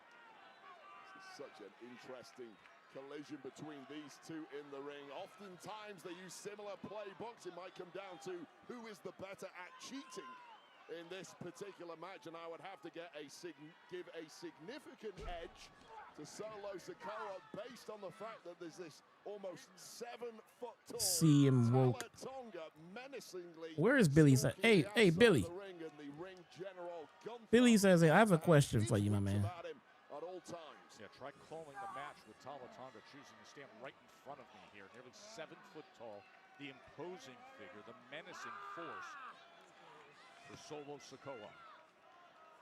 Well, these two have indeed clashed, although it was several years ago. They competed back in their NXT days, although both have massively, massively grown and developed since then. There's not a lot we can read into that particular match, although for the Where record, the winner on that is occasion was Gunther. There's Gunther, an NXT UK champ. Solo Sikoa, an NXT North American champ. Solo went on to be a United States champion. Gunther, a 2-time heavyweight champion, and the 666 All right, there we go. longest title reign in history as the Gunther Intercontinental versus Solo. champion for the IC belt. That Billy, where you at? You still here? now Gunther trying to pick up the offense as they test each other's size and strength back and forth. Center of the ring. Both a couple of powerhouses made of granite. And the first shot Is Solo gonna win this chat? I don't know. in favor of Solo Sikoa. That is a big I don't know. momentum builder. We got a heel versus heel. Yeah, we do. Over on Friday Night SmackDown, problems brewing with Uncle Howdy and the Wyatt Six. Needs to put that to the back of his mind for now, at least. We saw that with the traditional Survivor Series match the other night. Big boot from the ring general. Semi-final action to advance, and the last time is now tournament. Commercial break city.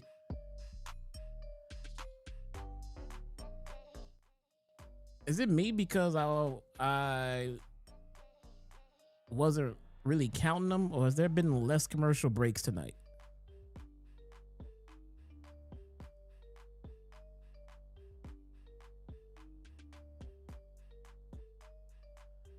Still waiting for this epic Raw to start. Triple H did tell us it was going to be an epic show, man. He did. He said it was going to be epic. Like, define epic? Like, what did he mean epic, chat?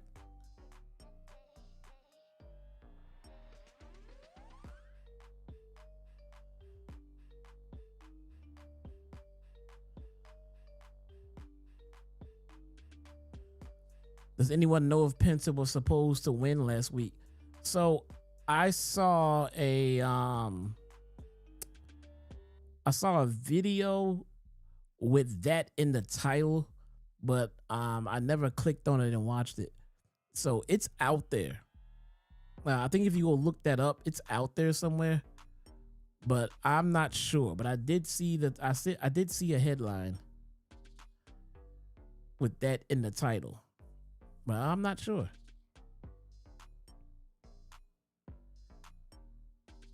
Salamonster says Triple H promises an epic Raw after a lackluster weekend. Lackluster, Solo? What you mean, bruh? What you mean, bruh? Didn't you just hear our guest? The show was amazing.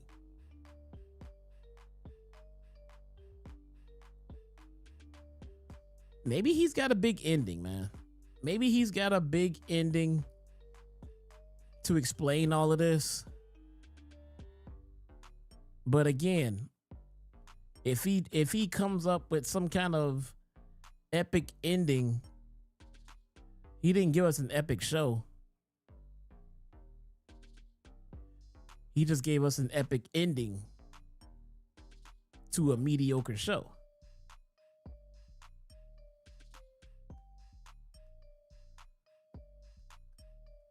Same amount of commercials? Oh, okay. Well, oh well. Oh well.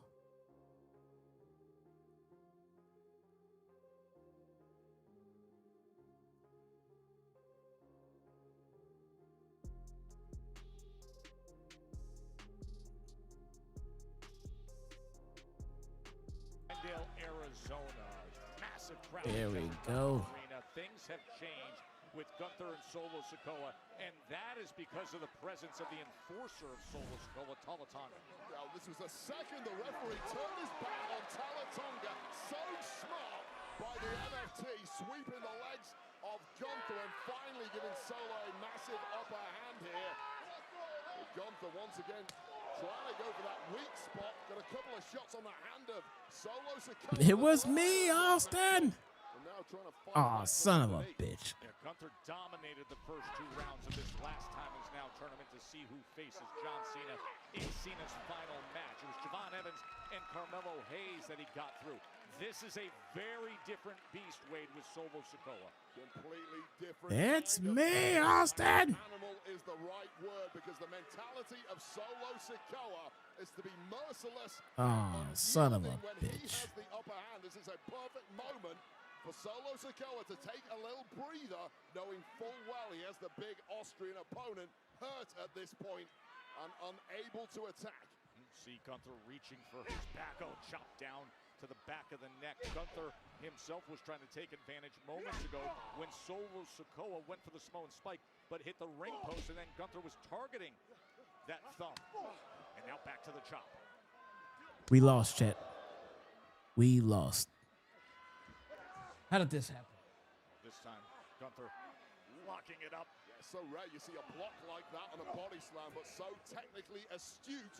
Meanwhile, You have one job. collapses down. This to advance to the finals. Well, Okay. two things. Solo All right. Sikoa is a All massive, right. massive human being. He is just Who do I think is going to win? I have Gunther winning. attacks that he has fired at the lower back. Gunther. And Gunther simply didn't have the power to make that. Imagine Twitter during WCW versus WWF. No. I would do no such thing. I actually enjoyed the Monday Night Wars. John Cena, this is a semifinal. Win here and you I actually enjoyed the experience. Really has turned to speed for Gunther at this point. The power game simply isn't working. That's normally in his bag of tricks. It's not going to work against Solo Sikoa. Not when you're half beaten down like the former World Heavyweight Champ is right now. Gunther quick to his feet and catching Solo on top of the rope and now going up himself. This has really turned into a war of attrition. With these two giants, all that size and weight crashing down. And you could see the ring shake. But of course, executing that move, even though Gunther was the man performing it. Yeah, man, those were the great times. Landing on his own lower back. Those were the fantastic wrestling days, man. Still catches his own lumbar spine, and it's not the stuffing out of Gunther as it did Solo Sikoa. Who I think is gonna win the main event? I don't fucking know, man. I honestly don't care either. Winner here will be one win away from being John Cena. I just would like to know why Charlotte and Alexa Bliss are on Monday Night Raw. This is how they started off the match, and they're getting right back to it, towing the line. I would love to know why we're getting that match here tonight. Something has to give tonight.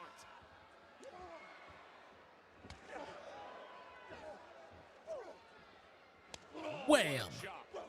Big right hand. As durable and tough as they come, just wincing in pain under this barrage of attacks from one another. And refusing to go down, you might stay down. Yeah. Beating the crap out of each other. Shot to the throat. It's like big meaty men slapping meat. Hey, Ryan Reynolds here. Big meaty men slapping meat.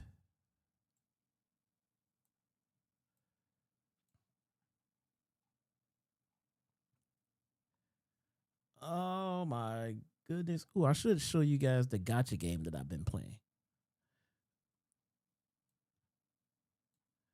That's what I should do. I should put my gotcha game on the screen and have that running during our commercial breaks of Monday Night Raw.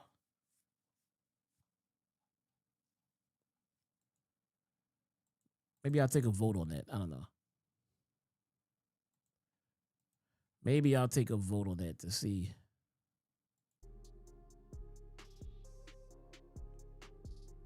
Maybe I can get some of you guys to join my gotcha game. Anybody playing gotcha games? What gotcha games y'all playing out here?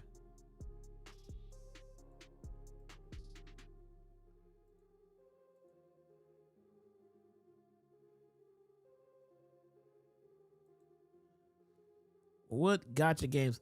And not Raid Shadow Legends. I never played Raid Shadow Legends. I'm pretty proud of that fact too. Not a Raid Shadow Legends guy.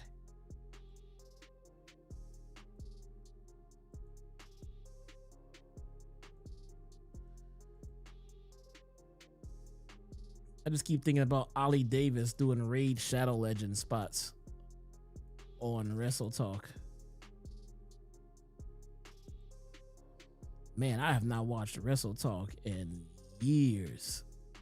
Like, are they still a thing?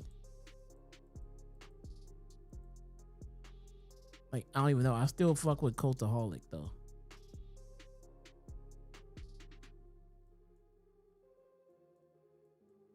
Still fucks with Cultaholic, but I can't do Wrestle Talk, man.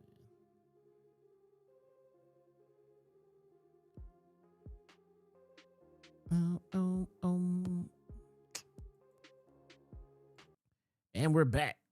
Tournament semifinal until moments ago when a spinning solo slam was delivered by Solo Sikoa.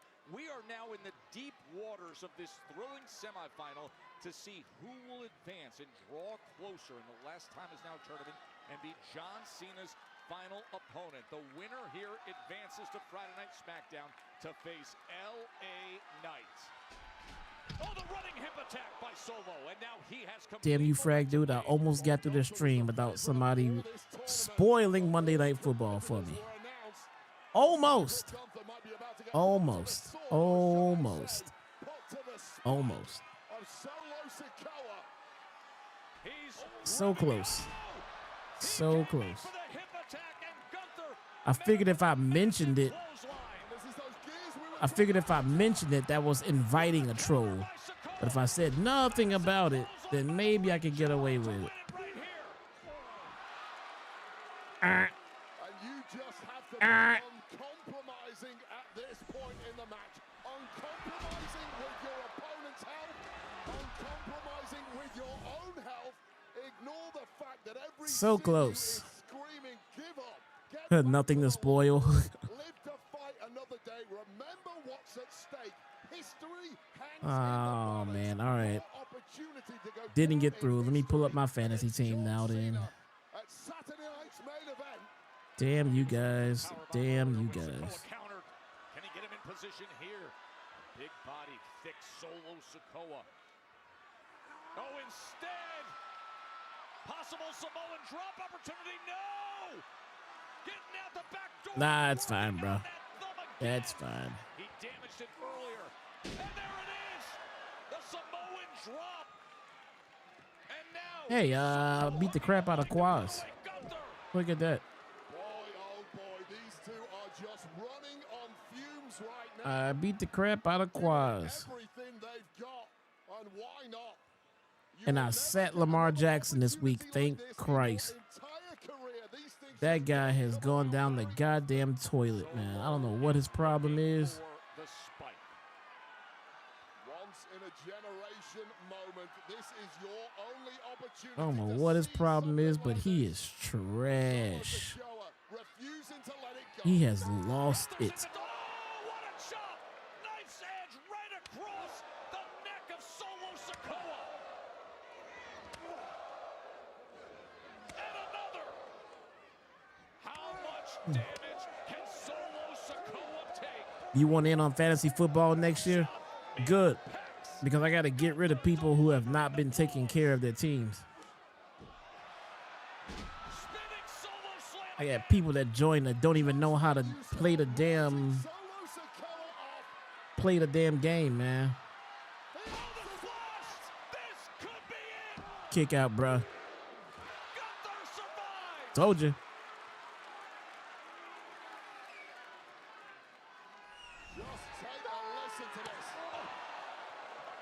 Told ya.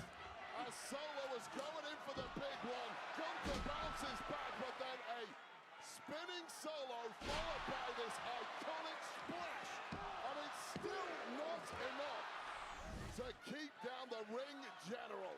Why are we surprised? Knew that kick out was coming. Just looking at these two guys, saying how much more can they give? Can they endure? These are the decisions that real fighters make. Going for the spike again. Oh, the sleeper's in Wade. Oh, got the sleeper in. Solo Sikoa struggling for that rope. He denies it. Gunther denied that right hand and now able to make it over to the corner. Solo's got over there. Oh, he rips off the turnbuckle. Well, that was inadvertent or not, but the turnbuckle is off. German suplex connecting. Solo Sikoa has no clue where he's at. Perhaps he thought that turnbuckle pad was his pillow because he is on Dream Street right now. He said he thought that turnbuckle pad was his pillow. Tonga gets up on the apron. That's the second time once again with the He wrong for that one. massive size 17 boot to the kisser of Gunther. The referee's back is completely turned as they team up to do damage.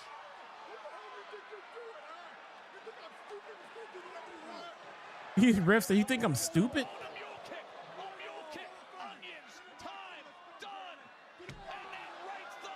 The ref said, "You think I'm fucking stupid, man?" The correct answer would have been yes. Yes, absolutely. Nice. Gunther getting the dub. Ding, ding, ding.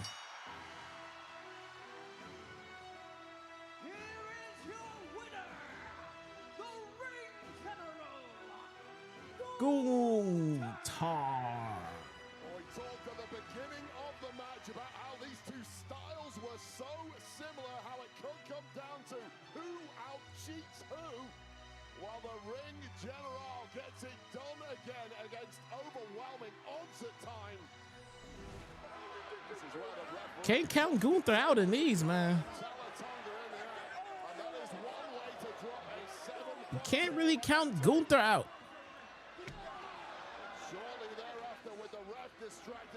This is a way to drop Solo. They kicked him right in the onions. Gave him that work. But it is now Gunther who goes on to the final of this tournament that will take place this Friday on SmackDown. It's going to be Gunther versus LA Knight. John Cena in his final match, December 13th at Saturday night's main event. 16 men again, 2 remain.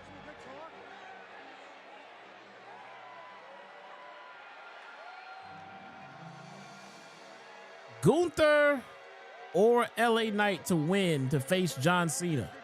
What you do tonight, what you do next week, when you see me, when you see this, you ain't gonna hear this music play, but I wish you the damn best, all right? You do what you can do, and I'll see you soon. Yeah. I got Gunther winning. I got Gunther winning.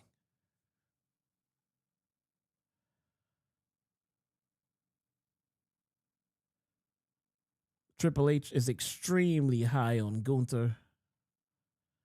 I got Gunther winning that one, man.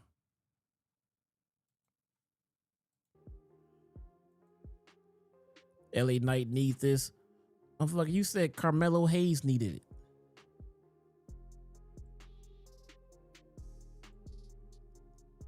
Pepperidge Farm remembers.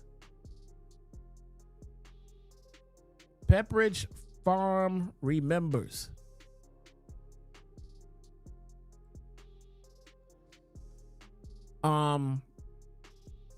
LA Knight would need it if WWE had actually planned on doing anything with LA Knight, which I don't think that they actually are. I genuinely don't think they have any plans for LA Knight. Adam, everyone I spoke to said they didn't see anything out of the ordinary. Except for seeing Seth Rollins. Yeah, everybody's saying the same thing. All right, man, do me a favor, keep me posted. I appreciate it, thanks. Speaking about Seth Rollins, Gentlemen? word around town is they saw him walking without his little sling. Yeah, I heard the same thing. Medical saying something else, but I'm guessing you're not here to talk about Seth. Nope. We defended these championships tonight. Yes, you did. We want to do it again. When? Next week. I love it. Against a deserving team. Okay, I'm all ears. Maybe one that didn't get a rematch that they deserve. I know what you're talking about. Okay. We won War Raiders. War Raiders. The War Raiders. They didn't get a rematch. You're that they absolutely right. Next week, you like it? No, we're fighting I babyface love it. champions. World Tag Team titles on the line. AJ Dragon Lee versus the War Raiders next week. You're the best. Yeah, no, Thank you're the you for best. that. Is that a white or pink shirt? Well, this would be, I think, You know what? I lavender. like it. I like it too. I like having fighting champions. That's what I like. Thank you. The War Games is come and gone. The mission accomplished. We have babyface fighting champions. We wanna fight every week. Why? Why? Because we're baby faces. We wanna fight every week. Have you got our titles right here? We're babyface fighting champions. Who do you want to fight next? Motherfucker, I want to be a babyface champion that fights at pay-per-views. Okay? All right. I'm made champion so that everybody else can fight to try to get to where I've gotten myself to. I earned my damn spot at the top of the totem pole. Let them fight it out every week to catch up to me. Damn it.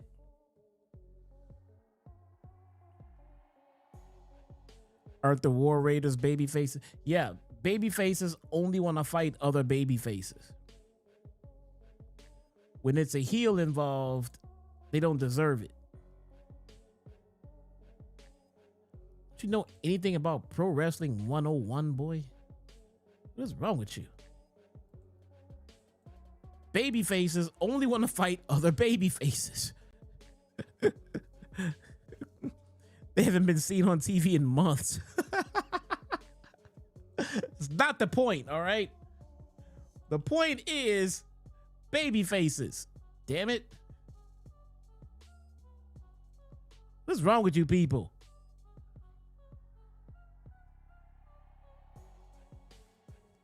you guys know anything?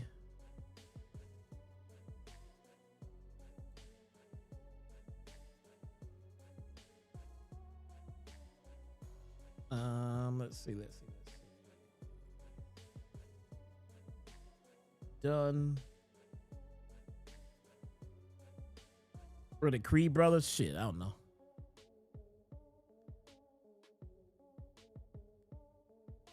No idea.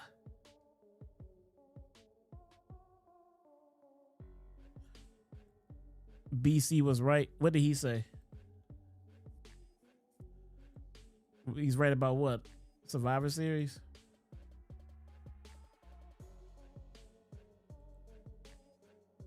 What did the big homie BC Amplified have to say?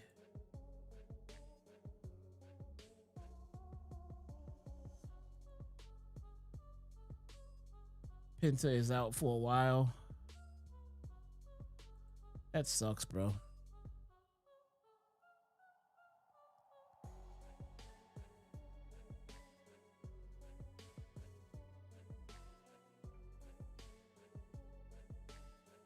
He's right about Triple H. Okay. I don't know what he said.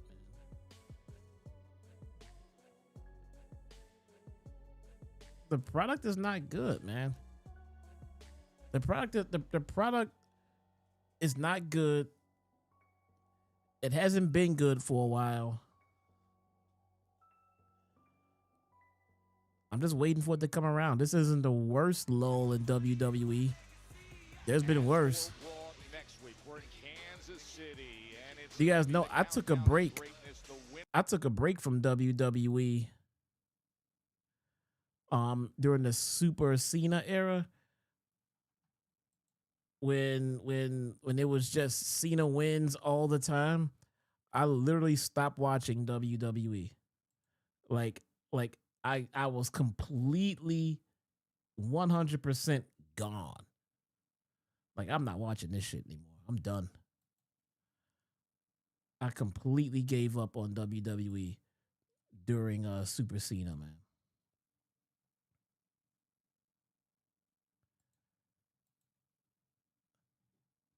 I just couldn't take it anymore.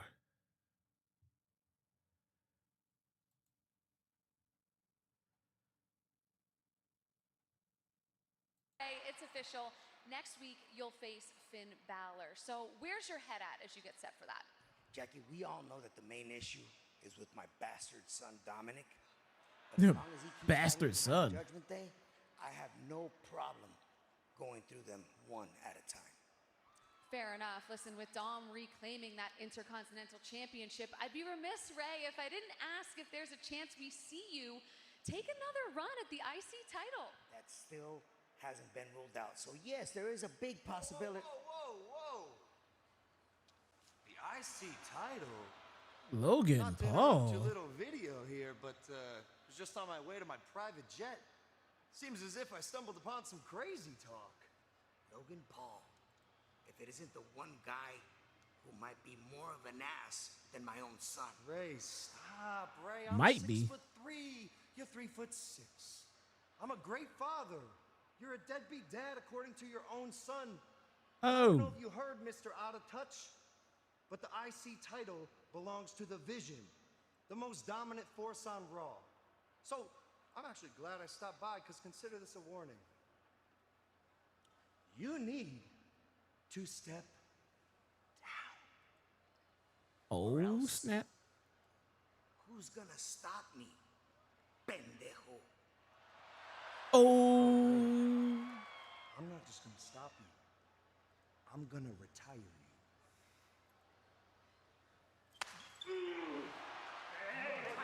Oh, snap. A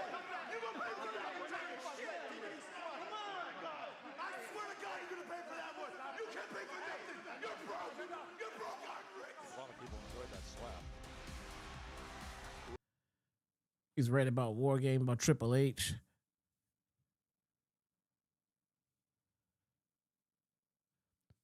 Could this be what I've been wanting? So let's not confuse with what I think is going to happen with what I want.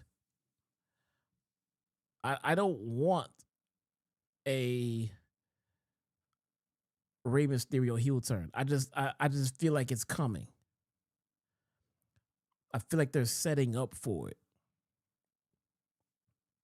It's not like something that I want to happen. I just feel like it's going to happen.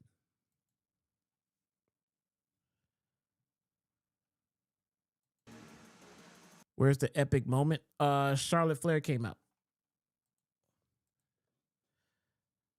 That was the epic moment.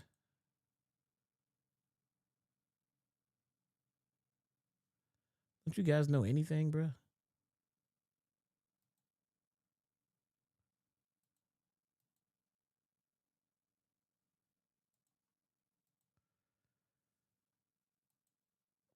Don't you guys know anything?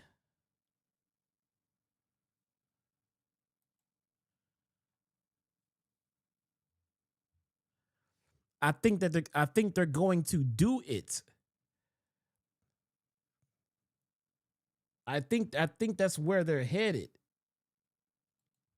It's not like something I'm sitting clamoring for, but I think that's where they're headed with their direction. I think they're gonna turn Rey Mysterio heel.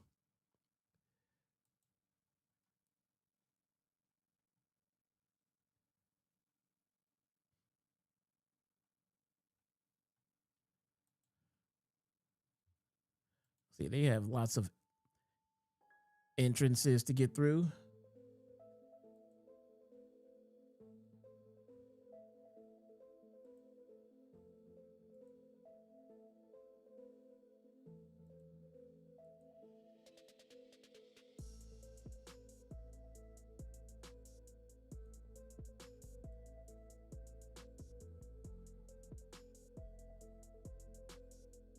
My girl EO coming out for the second time tonight, man.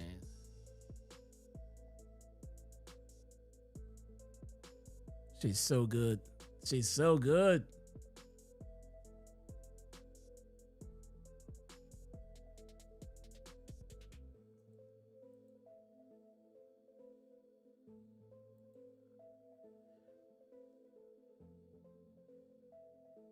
Alexa could use a 10.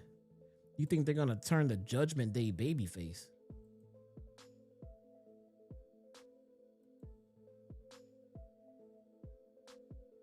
Why would they do that?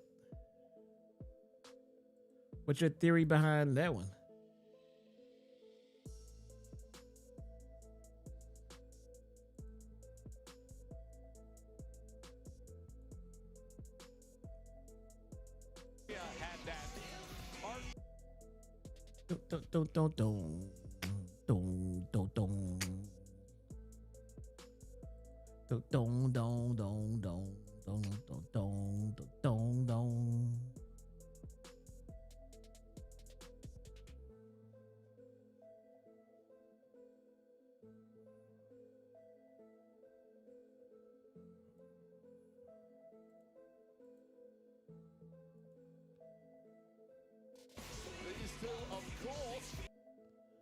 I like the side-by-side graphics they've been doing with the tag teams. They got like little animated GIFs next to each other when they get down to the ring. I do like that.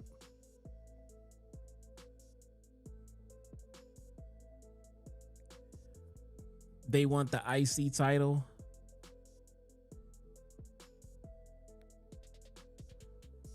They can't share it.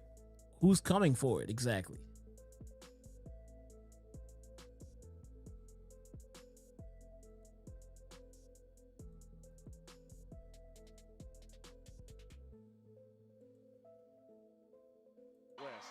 Here we go. Time for the main event. No commercials. Straight through it. Commercial-free main event, chat. Watch. Here we go. Here we go. the other night. So that trust was definitely there. This friendlier version of this relationship of heated rivals who have that shared history through the years. Yeah, I don't think they're ever going to be friends, and that won't help things. No, it won't. But it has to be said, relations perhaps have thawed somewhat versus where they were at. The accidental big boot by Charlotte as she lets Rhea know, hey, obviously. Right now, I'm not surprised about Charlotte putting beef aside during WarGames. First and foremost, Charlotte is a winner. Question about whether she will be a winner tonight in this one. This jolly. Damn.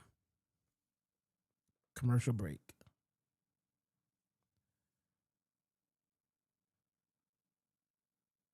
I don't know, but Logan Paul said Division was gunning for the IC title.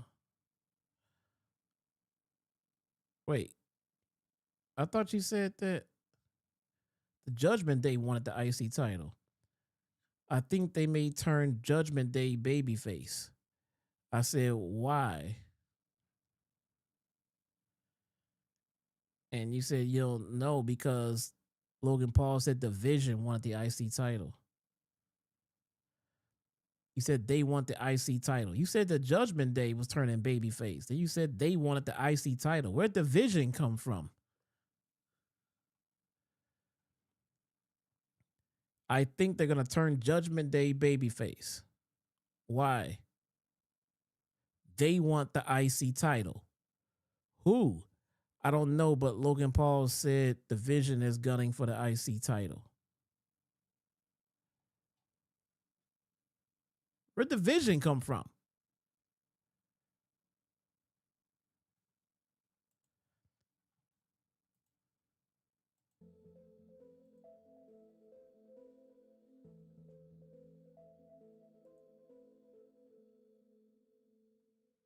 A little lost.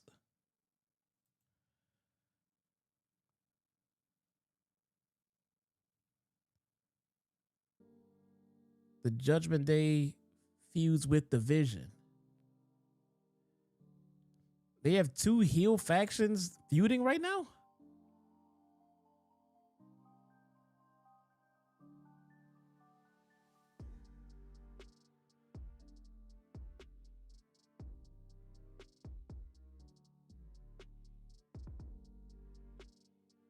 David, you're making my brain hurt, man.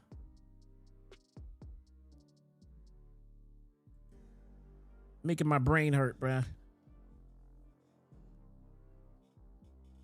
You got me confused. Logan Paul was talking to Ray.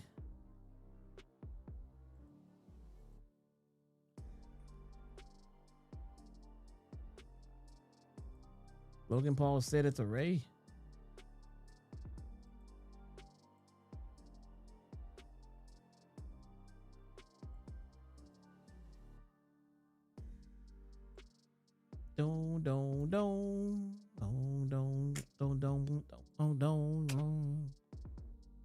Whoa. The fuck happened there?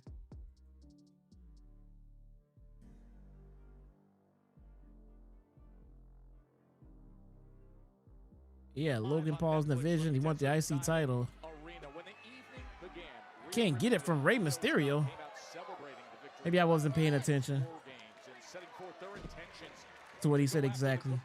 But I know she brought up having a match with his son for the IC title, and then Logan Paul showed up. And I kind of stopped paying attention to what was being said after Logan Paul showed up. This match is Alexa Bliss, who has really struggled with the power game of Rhea Ripley, and the body of Alexa Bliss clearly hurting. Gotta pardon me. That was a smart way out and an inadvertent collision from Rhea Ripley into Charlotte. You have to put Alexa in that position. Not me, man. I'm a married man, sir. You enjoy that, though. It was Charlotte who landed a big boot on Rhea. I would never. Prison trap, forced attack corner, and it gets never, ever, ever. As Rhea sends Charlotte off the apron. Would you look at Io Sky, the genius of the Sky, and now you see the teamwork. This for the win. And Alexa Bliss is in a really, really bad way here. Of course, Charlotte senses it. And there seems to be no way out of trouble for Alexa, whose body is racked with pain. That might be the moment to buy yourself a little opportunity to get out of there.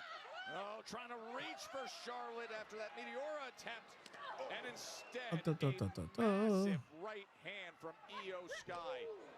And return fire from Alexa. And I think to your point that you made earlier, how much was taken out of our competitors with what they had to endure at Women's WarGames, Wade. Look at the left elbow of Io Sky right there. You can see tape on the knee of Rhea Ripley. The arm of Alexa Bliss. You don't get out of WarGames unscathed. And here we go, Joe Tess. How good is this going to be? Those thawed relations we talked about a little Just because you guys slow it down and try to make it a thing, it's not a thing. Nobody gives a shit about Rhea Ripley versus Charlotte Flair. Let's try to make it a slow and epic standoff. This is some Vince McMahon type shit right here. 23 days till Christmas. Yes, sir. Yes, sir. Yes, sir. Two of the greats of this generation. Wait, 23. You might want to check that math, man. Los Angeles, one of the greatest matches I've ever seen. That was one-on-one. It's tag tonight, but these two have really only had eyes. You might want to check that math. 15 days to Hanukkah. Flair wants all of it. Ripley's willing to give it. So few people can stand toe-to-toe. My God, Charlotte's. Oh! Oh! Oh!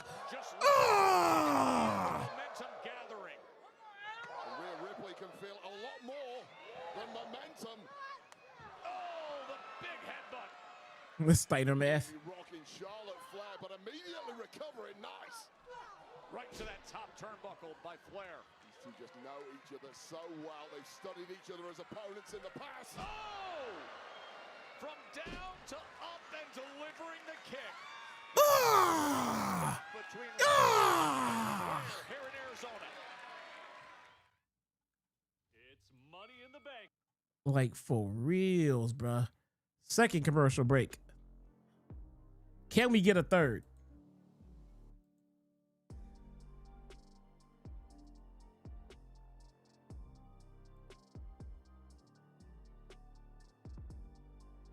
Can we get a third?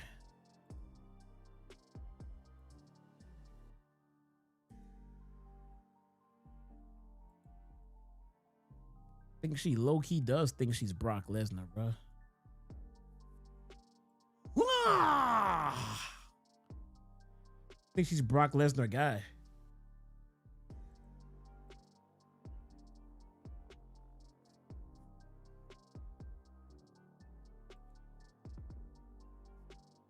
Thinks he's Brock Lesnar guy.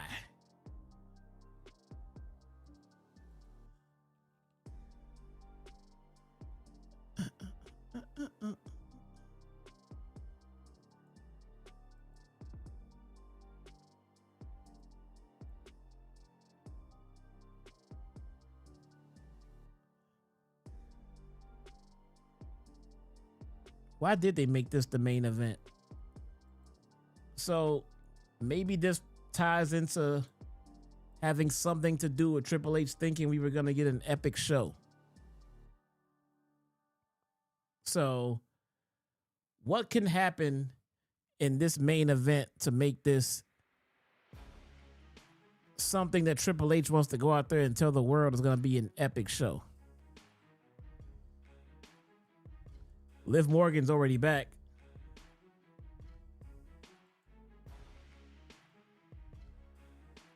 What else?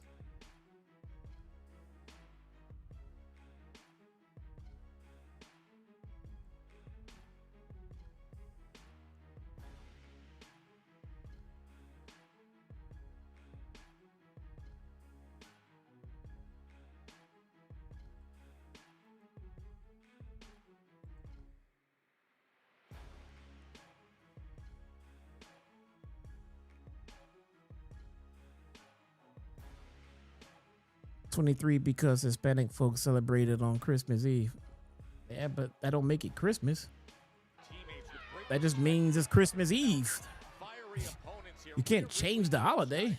Charlotte Flair and Alexa Bliss, as both teams have stated their mission that they want to be in position. Maybe Sasha Banks return. Warriors to have gold. Of course, Charlotte and Alexa most Probably not. recently Probably not.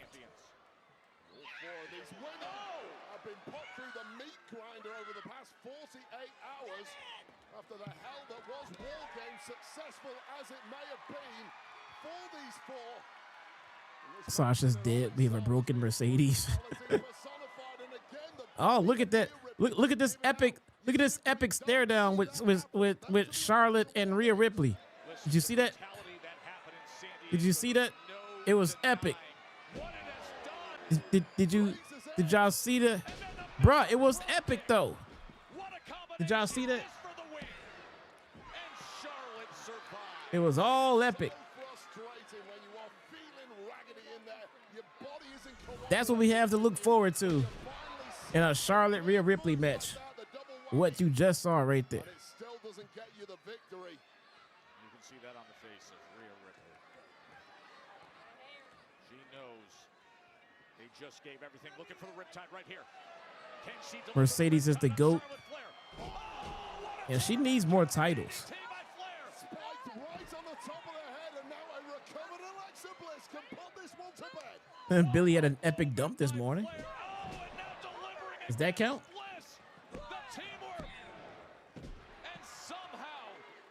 Survives. Well, Rhea Ripley has absolutely no clue where she's at, but this is why she is perhaps the #1 on planet Earth. That ability to dig deeper than anybody else. But it may Does be that count? now, because I think I know exactly what Bliss has in mind. Could it be Twisted Bliss right here, right now? Ouch. Knees up right to the gut of Bliss. Perfect Landed nasty on those knees, man. Genius at the sky misses. Oh, what a boot by Charlotte. Well, Flair does not miss. And I think that was a tag too. Oh, natural selection coming in. Could it be Sister Abigail? Bliss lined up and delivered. This is an epic show. The save by Ripley. And it had to be a save, Joe Test. That was over. Io Sky, as great as she is, was never kicking out. Epic, guys. Absolutely epic stuff going down. Drapes her over the apron and down to the floor. Bodies getting wrecked before our eyes. Competition fierce in the tag ranks. How about the pace and violence all of a sudden? Here we go, here we go, here we go. Well, all four winning now. Smell blood. We know we are close to an ending here. Something has to give. Somebody has to drop it. It looks like it could be Alexa Bliss. She escapes out the back door. Bliss was looking to counter with a DDT instead. Oh, now she's got Rhea lined up. But instead, the headbutt denies the Sister Abigail DDT, looking for Riptide. Slams it down. Riptide, Io going to the top. Of the sky. Kill the game.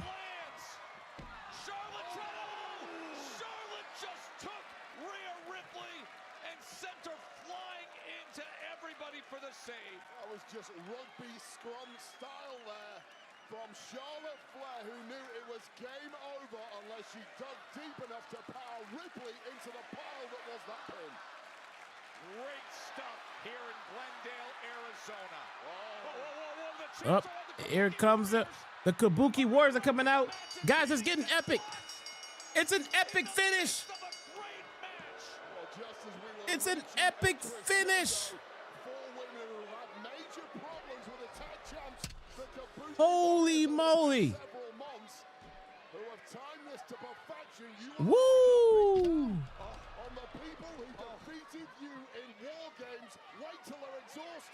Now, there's no way to determine how we're going to have a match with 3 different teams. Chat, how are we going to figure this one out? Because instead of figuring out which one of these 2 teams is going to face the champions, Neither one of them won. But now here comes a fourth team.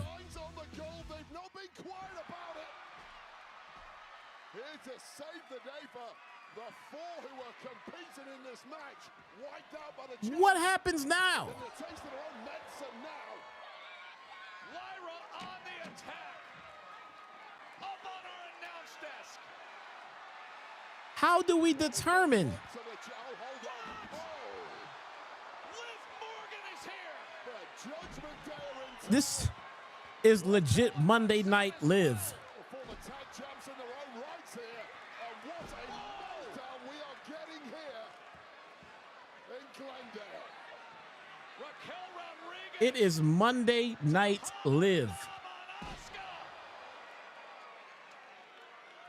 Everybody in the locker room who's been talking, Pop rocks. Everybody gets their finishers in. Epic finish. It's now an epic show. With gold in hand, Roxanne. And remember, Liv was injured back in June. She had the championship. Whoa. She never lost it. All is right with the Judgment Day again. Liv Morgan is back. Is she ever?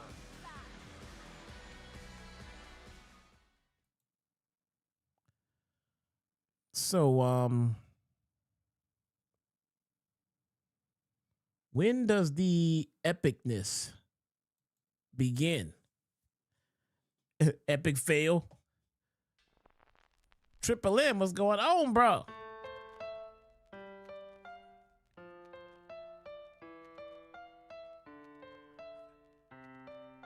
Triple H told us we were in for an epic show.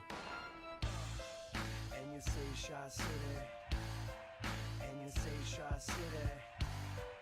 Does it feel like an epic show to anyone?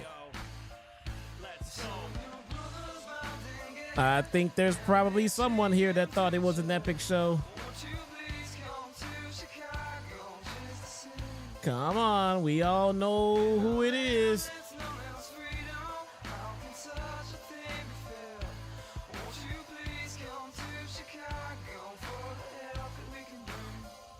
Was Raw ass? No, it was epic, bro.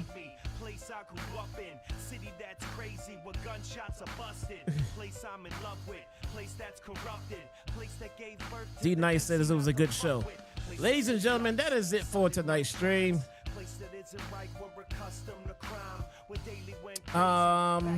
Wednesday night. Wednesday night, man. It will probably I'll probably do some Twitch streaming tomorrow. Hope you guys join me. Triple M, we have some Destiny 2 to play tomorrow, sir.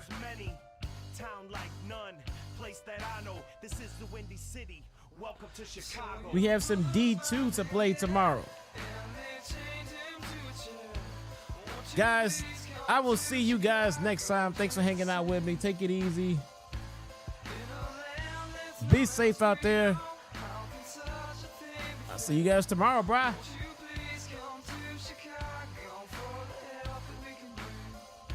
Peace. World famous for the glamour and the rundown spots.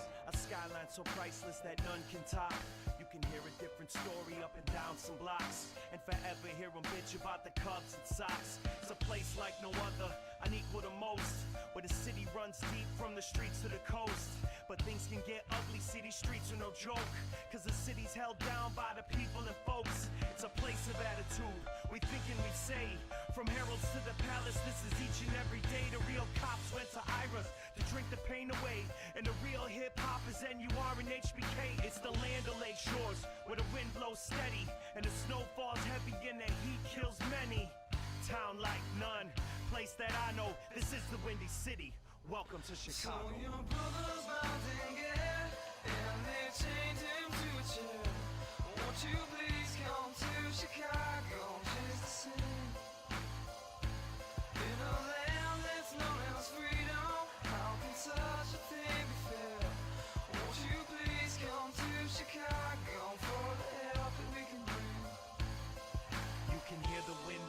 send chills down your spine, and we can watch the waves crash along the lake.